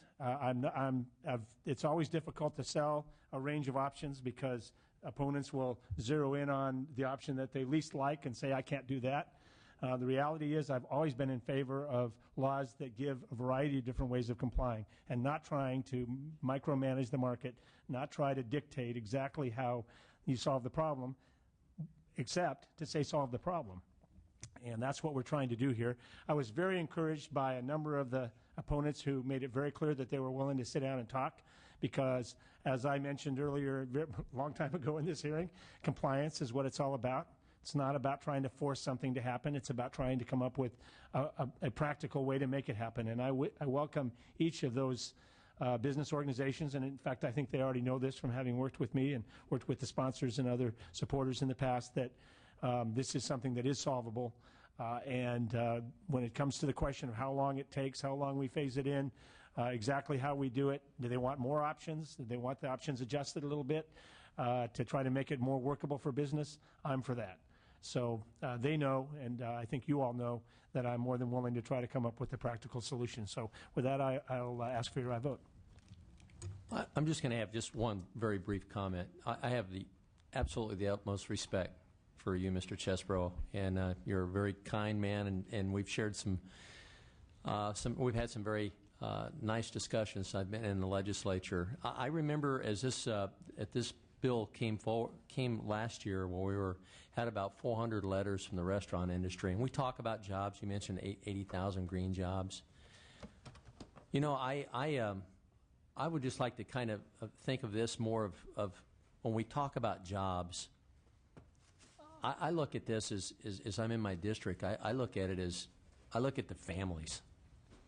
I look at some of the unemployment lines and some of these people that are standing in food lines to be fed, and I look at it as families. And in my district, and I would probably think Mr. De Leon's district, a lot of these people are trying to just make it on minimum wage. Some of them 2 and 3 minimum wage jobs, and the restaurant industry. I mean, that's difficult in itself. I am totally for cleaning up the ocean. I'm totally for clean air and clean water, but I think when we talk about jobs, let's keep in mind that it truly is about families. That's what it's about. We think of numbers of jobs, but let's think about the mom and the dad trying to make it, man, trying to put food on the table for 2 or 3 children, and I'll leave it at that. Thank you. Ask for your vote. You have a motion for the bill? Okay, call the roll. This do pass as amended. Chesbro? Aye. Aye. Gilmore? Gilmore, no. Brownlee? Brownlee, aye. De Leon? De Leon, aye. Hill? Huffman? Huffman, aye. Knight? Knight, no. Logue? Logue, no. Skinner? Skinner, aye. 1, 2, 3. Bill's out. Bill's out. Thank you. Yes, sir. Next, I believe, AB 2351. Mr. Chesbro. Yes. You're on a roll. Well, hopefully these other two will be a little easier. AB 2351 would authorize CAL FIRE to collect recreational user fees for overnight camping and reserve group activities at demonstration state forests. The bill would allow the department to charge a fee in the amount that would reimburse the department's costs related to maintaining and improving campground facilities. Since camping on the demonstration state forest has traditionally been free of charge, law enforcement, campground access, and maintenance and improvements of the campgrounds and the surrounding natural environment has been borne by the demonstration state forests and funded by other revenue sources such as timber sales. In the economic recession, when timber revenues are low and the public seeks out inexpensive recreational alternatives such as camping, the financial burden on the demonstration state forest has become significant. There is one technical amendment which is being proposed, which was the Legislative Council's drafting error, and I'm accepting. The bill is sponsored by the Department of Forestry and Fire Protection, or CAL FIRE, and is increasingly gaining wide-ranging support in my district, which is the home of the Mendocino State Forest, Mendocino County, the city of Fort Bragg, the local business community, as well as environmental organizations are supportive. I would urge your aye vote.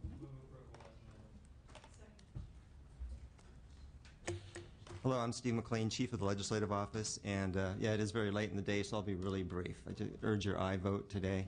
But with me today is Assistant Deputy Director of Resource Protection and Improvement is Russ Henley. Be happy to answer any technical questions, otherwise urge your votes. Any others in support of the bill? Leslie Daniel, Sierra Club, California, in support. Any in opposition to the bill? Questions or comments from the committee? Danny? Mr. Logue.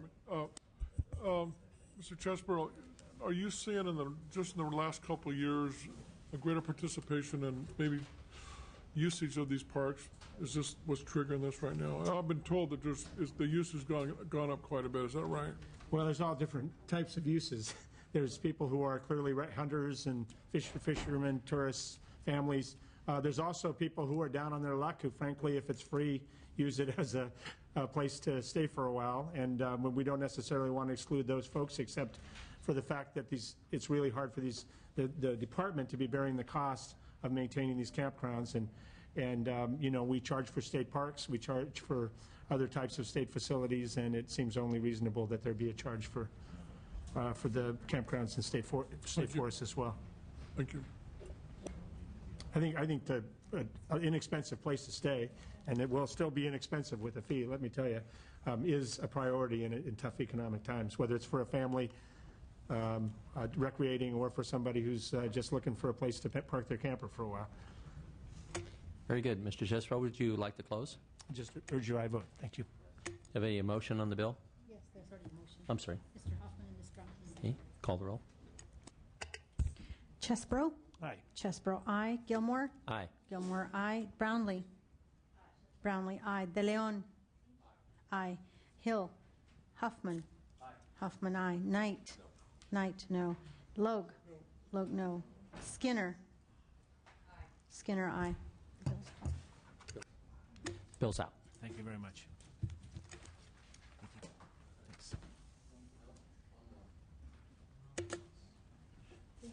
You get to conclude, Mr. Chesbro. Your final bill of the day? 2664. 2664. Thank you. Item 13. I'll be very brief. AB 2664 would allow the State Lands Commission to assess penalties for violations of state land permits. At this time, the State Lands Commission is forced to engage in costly litigation because that's the only way to resolve the violations. Move the bill. And I'm taking the amendment suggested in the analysis.